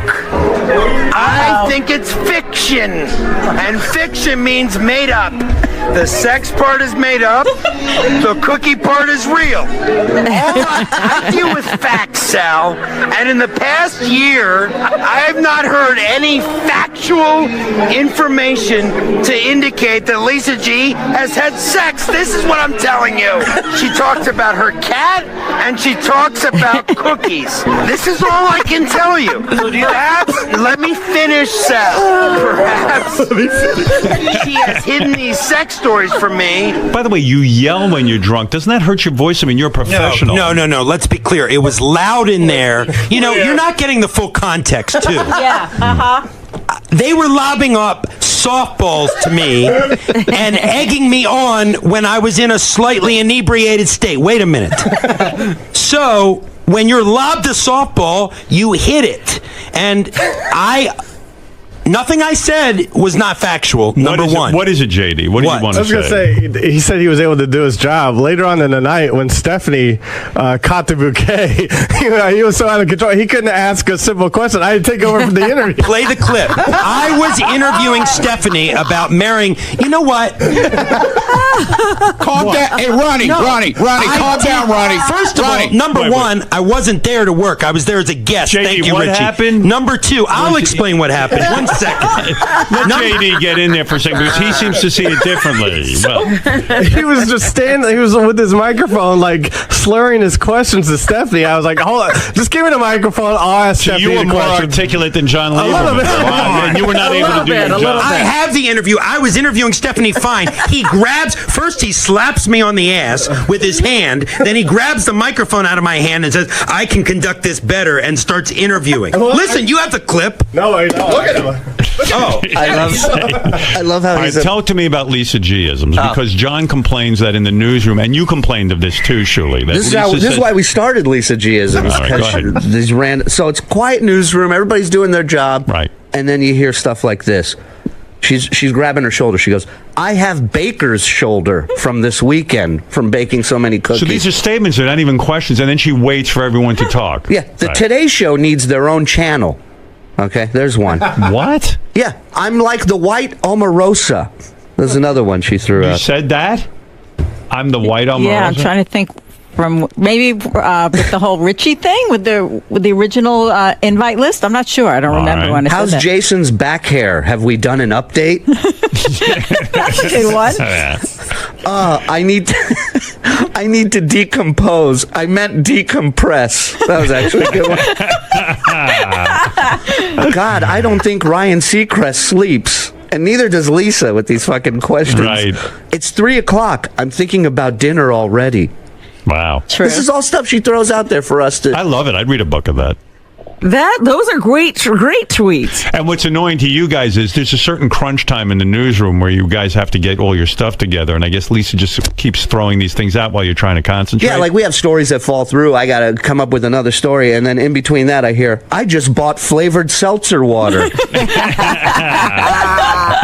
That's great. I'm living my own reality TV show. What can I say? She keeps us on our toes, that's for sure. What about the accusation John made in his drunken stupor that your book is mostly fiction because there's no way you know about sex or cookies? I mean, cookies you know about, but sex you don't. What is this book going to be about sexually? I mean, you're not someone who's known for their sex advice or their sexcapades. Is this many years ago, or is this current? Well, I was young once, and yes, there will be stories. It'll be fun. Like the Carol Miller book, where I didn't read her book. Well, she went out with guys from Aerosmith. Being in radio, she got introduced to a lot of radio, a lot of rock stars and stuff. And Yeah, no, it's not about rock stars. It's just about my life, the sexcapades I had. Part of it. She told us that we asked her on the wrap-up show, can you give us an idea? And she just said spanking. And we said, you get spanked, you spank someone? She goes, I'm not saying until the book comes out. So this is going to be a very controversial book because this is going to change your image. Most people think of you as this, sort of prudish newswoman. That I sit at home with my cat and the violin. And suddenly now... It'll be fun. Now we're going to be reading specific sexual escapades. Yeah. Yeah! It'll be fun. It's not 50 Shades of Grey. I was going to say, it's Lisa's 50 Shades of Grey. Yeah, it's 15 Shades of Grey. Do you think this is made up, John, or do you think it's legitimate? I think excuse me. I told you, these guys fuck their voices up with these. No, my voice is fine. I think that now that I have the explanation, I think, as Lisa said, it's mostly historical stories, nothing recent in the past year and a half since I've known her. How wild does it get? What is the whole spanking thing? Were you tied up when this happened?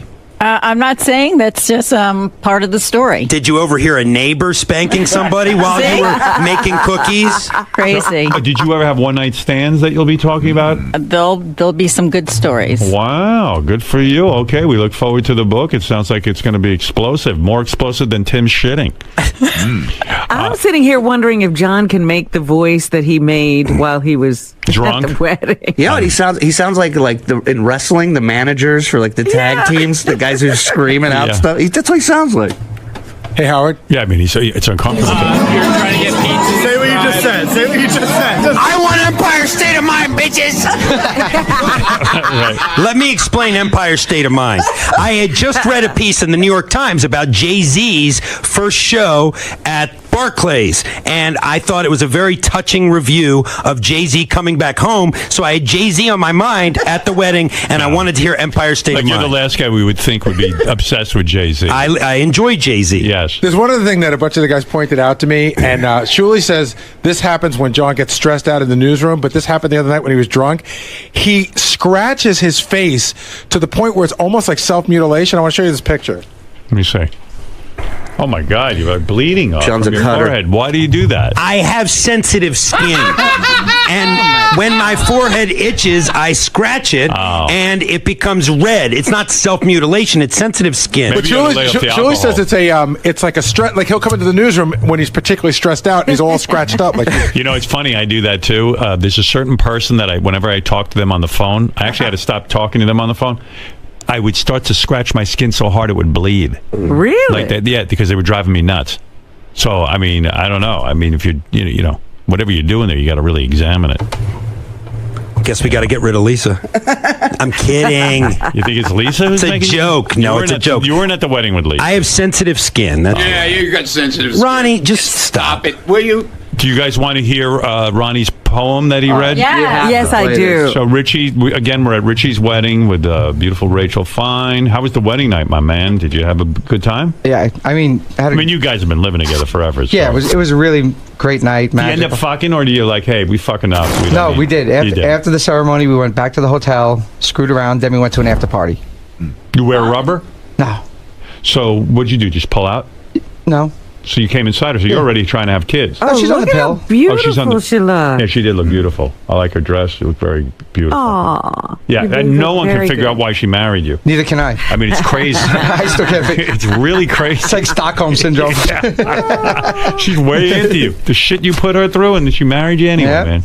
Good girl. Good for you. You must fuck like a dog. Good girl, man. Good for you. You must eat ass. Dog. What does that mean? All right. So, keeping up with this wedding theme, Ronnie was at the wedding. He's very close with Rachel and Richie, and he makes a speech, but he does it in poetry form. He pulls out 3 huge sheets of paper with giant block letters, and he reads this poem, and I think it's one of your worst poems, because you should have said something from the heart to them, because you spend so much time. Man, I feel it was. This was all about how this all came about, and I didn't want to get into other stuff. I mean, there was a lot of sensitive stuff, and I didn't want to get into it. All right, let's listen. I need you to hold the mic for me. Can you do that? Because I got this envelope with a speech in it, and I have to open it. It's all sealed. It's all sealed up, and just so you know, guys, I wrote this in my car with the my New York State inspection thing. How cool is that? And I know That's so cool. What? What the hell did he just say? He said, wait till you hear the poem. He's really saying John, nothing. don't even. What did I just say? You can't even understand what you say. You're so goddamn drunk. You can't even. Did I not do my job? No, you didn't. I didn't do my job. What didn't I do? JD had to do I your wasn't job. even there to work. JD had to do your job. Ronnie, I'm not going to get into this with you right now. Yeah, don't, because you know you're wrong. Look at your face. Look how angry you're getting. I am Look angry at you. because I do my job. Even drunkenly. Yeah, well, hey, if you were doing your job, you shouldn't have been drinking. I was You there shouldn't have as a been guest. drinking. I wasn't even there Well, to you work, just said Ronnie. you're doing your job. What I meant was, Well, then shut the despite fuck that up. I was Shut the there. fuck up, All right, dude. let's get to the poem. Let's get to the fuck is poem. wrong You're with you? upsetting your sensitive skin. Calm down. You're going to start scratching. Calm down. No, really. Is Ronnie telling us where he wrote the poem? Is that what he was just And he goes, saying? how cool Yes, is that? ma'am. He wrote it at the DMV. Wow. Meanwhile, this is heartfelt. He has a plug in it. 2 seconds into it. Right. All It's not a plug. It's the actual story, moron. All right, here we go. Crap in her pants right now that I'm gonna mess her up, and her family's gonna have heart attacks Oh, right he's such a bore. now, and they're gonna fall on the floor. But you got Ronald tonight, just so you know. You got Ronald. All right. I would never do that to you because I love you so much. Poor people at this wedding are being held hostage. Stop it. They all came up to me after and said how great it was. Yeah, I bet they did. They did. You got Ronald. You're one of our, Shut you're up. our best friends. Stephanie and I love you to death. And Stephanie, could you hold that for a second? I got you, baby. I got you. I am going to pull out the finished product, and I am now going to read that from across. Yeah, well, he's when pulling you out get a old, you can't see masterpiece. good. So you got to see, Yeah, this is his Picasso. All right. It's called The Road to the Wedding by Ronnie Mund, 9/29/12. You wake up one day and you say, this is going to be the day. You call Steven Singer. You wake up one day and say, this is going to be the day. Day does rhyme with day. You All got right, that goodbye, goodbye. Come on This now. is going to be the day that the days of the day. And then you say to Steven Singer, what? Wait a minute. Here we go. Okay. Stop interrupting it. Sorry. I like Steven Singer. Let's hear some Kip Winger. All right, so you call Steven Singer and you say, hey, buddy, I'm on my way. Into the Mundmobile and onto the road we go with Howard TV in tow. It's off to Philly we go. A serious talk along the way, sharing our thoughts about the past, fun and sadness we've had the years till today. What? So it's down on your knees with a ring in hand. You pop the question and hoping you don't get rejection. Oh my God. Whoa! What happened? Question rejection. Oh, here we go. So I guess he said yes, because here we all are to raise our glasses and to toast Richie and Rachel on their day of celebration. Now take off your bra. We love you guys. Wow, that was heartfelt. All right. Yeah, beautiful. We love you so much. We wrote a 5th grade poem. No more for you masturbation. Welcome to the married nation. Now go take a honeymoon vacation. Walt Whitless. I mean, say something from the heart. What is that nonsense? So off to the Mudmobile we This is no emotion. Can I tell you why your poem is no good? Can I tell you something? Can I tell you seriously? Hold on, dude. Yeah. Hold on, dude. Hold on, dude. Hold on, do? What? Do? Hey, hold on. Can I tell you why your poem's no good? All you're doing is reciting the events of Richie going to get the ring. That's what it said. But in other words, Road it's like, to the wedding. It was like a newspaper report. We went on the road, we got the ring, and here we all are at the wedding. It's a boring fucking poem, and it's a bad poem, and it doesn't have any emotion. How about saying, you know what, you guys, you are my friend, and now They know that already. let's hope your relationship. What's wrong with you? I wasn't the best man. The best man had made the speech already before me. Who was the best man? Angelo, his friend Angelo. No. Okay? That guy. So calm down. I love you I both. don't get it. You are my friends. Now, Richie, go lick Rachel's I hind don't get it. end. Robin, be quiet, all right? Did you lick some ass on your wedding Nah, night? didn't You do didn't that. lick ass? Didn't do No. that. Wasn't that drunk. Yeah. You should let Ronnie stand in. He would have licked her ass. What are you looking at, Let Lieberman? me show you how You're it's an done. angry person, man. I'm not angry. You're an angry man. I swear to God. Gary's got a picture of you at the wedding. You got with the things on your head where you rip your skin off. He already showed it to I Howard. know, Why but don't you you're listen? But you're angry. I'm You not gotta- angry your at all. face. You got to look at your face, man. It's angry. Well, all right. Anyway, it sounds like there was a lot of hijinks and fun, right? Right, Shirley? I just love that he committed the word Mundmobile to paper. It's And then read it in front of people. It's off on the Mundmobile. It's immortal. And then he signed the poem too, like an artist, like a little cigarette on the top. That's right. You gonna frame it? Of course. eBay. Salvador Dopey. And everybody will say, is that something your kid wrote for you? You wake up one day. I don't see you writing anything, Robin. Shut up. She's got a book coming I'm just up. talking about the look of care. it. You don't care. She's writing plenty. Oh, good for her. I put it on my refrigerator, and people came over and asked if I had a special needs kid in the house. Jackass. Ridiculous. Yeah, that's what you get for being nice to you. Fuck you. You wake up one And day. he had this in a special envelope. Yeah. No, it was a regular envelope. sealed. I had it in the Mundmobile. Ronnie also gave him a finger Did painting. you drive the pace car to the wedding? No. I didn't Why not? drive at all. I didn't drive at all. Oh, you took a car? Took a cab. Look at you. Unlike Sal showing up in a stretch limo. Really? Yeah. Boy, if there's ever a guy who shouldn't be, like, did he pay for a stretch limo? I guess so. He stretched the budget and got a stretch limo. You could tell he's really saving money. Yeah. Yeah. Fucking lunatic. It was fun, though. We had a great time. All right. Did you hear about the great gift he got? No. His girlfriend rolled in a brand new motorcycle. Oh, I did see that. man. Wait a minute. This is what like happened? that. You know that famous short story where she cuts her hair and he Gift of the Magi? Gift of the Magi, yeah. Yeah, she buys a chain for his pocket watch, and he buys her a comb. Right. But she shaved her head. She shaved her head, and he sold his pocket watch to get her the comb. I heard Richie, in order to pay for his wedding, sold his beloved motorcycle that he loves. Uh-huh. And then so Rachel secretly went and got a job raised a whole bunch of money to buy him a brand new, better motorcycle. Wow. I was watching the video of it, and by the way, How sweet is that? watching the video, a condensed video of the wedding, is so much better than actually having to go to the wedding. Yeah, Lieberman, it's great watching you. But Richie's almost making out with this motorcycle and ignoring Rachel. Dude, I love that bike. I've been in love with that bike since it's a Victory Highball. It's gorgeous, man. Can I tell you something, though, man? You got to be a real fucking maniac to ride a motorcycle. And I've said this to Fred. In New York, for sure. You bet. And, I mean, I know, you know how many guys you know You're a maniac if you ride stupidly. No, you gotta experienced ride smart. riders who... Ronnie knows some of these guys, too. These are guys we know. One guy missing a leg. Another guy's got major pins in his legs and stuff. I mean... Even if you're the most expert rider, it's everybody else. There's definitely a risk on the road. Most accidents are from other people. That's right. So yeah. what the fuck are Yeah, you it's doing? not you. You got to worry about everybody else. Sounds like you're gonna have a great life with your wife. Maybe have a kid or something. I don't know. Why don't you fucking chill? I don't know. I love that bike. You know what? I love a lot of things I gave up. Be like Ronnie. Just put it on a trailer and drive it around. And lick ass. I drive my car, Robin. Display it. All right, gang, I got to take a break anyway. But there you have a little bit of everything. Lisa G's new book, Robin's new book. You got...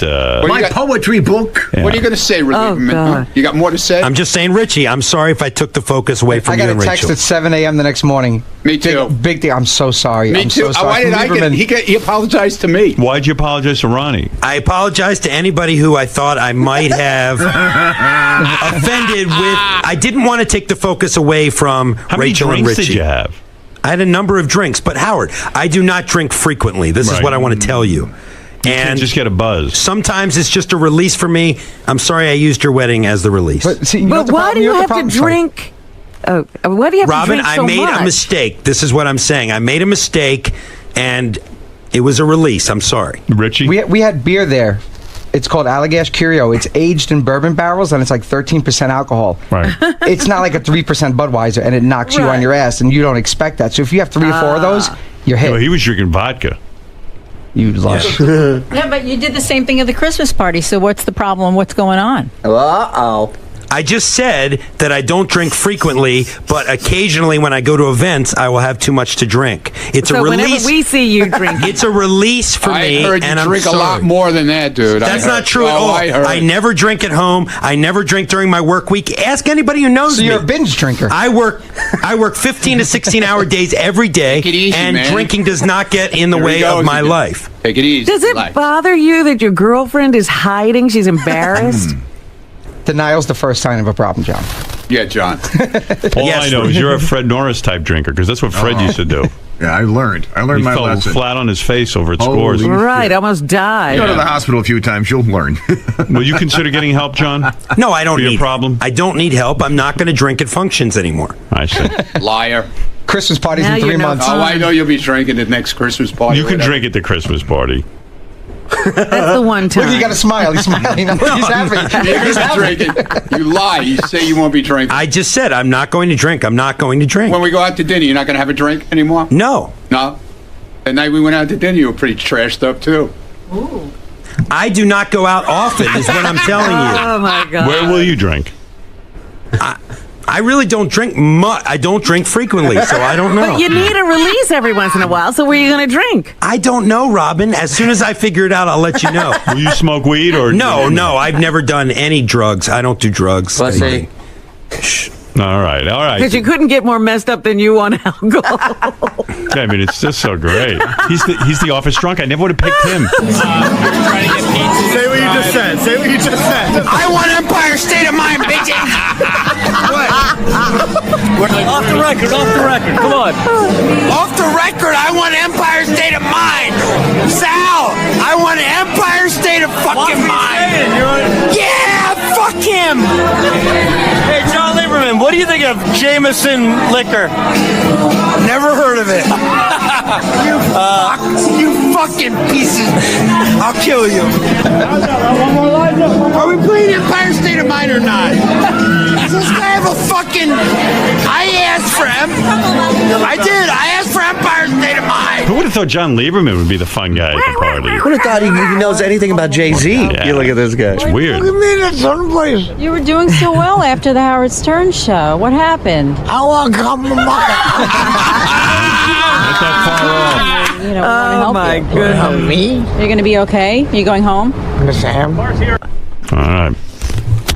What? Well, John, No, there's no, still no. a little way to go. No, I was before just you going to like say, you know what? The truth is, too, outside of here, I deal with a lot of families of missing and murdered kids, and maybe this is my release a little bit. I mean, Shuli knows. I work very hard, so that's all I'm saying.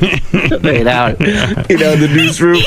I work real hard. Because he was overseas in Iraq and I think Afghanistan. He did like some war coverage. So We're he's looking like at a still little- shell shocked from it. So in the newsroom, anytime you ask him a question and he has his headphones on, he doesn't hear you and he freaks out when he calls. So I go, John, did you get that story? And I'll say here. And he's like spinning around me.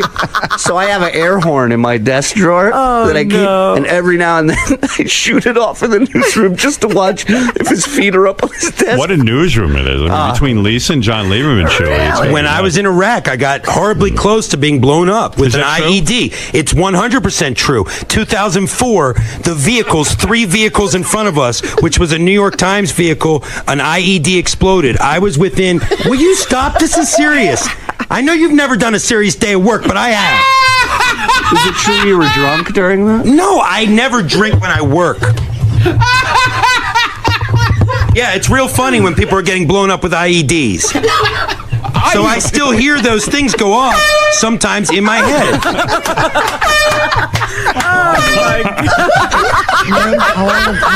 Oh, now he's walking out. All right, we're going to take a break. Congratulations on your wedding. And we'll be back right after these words.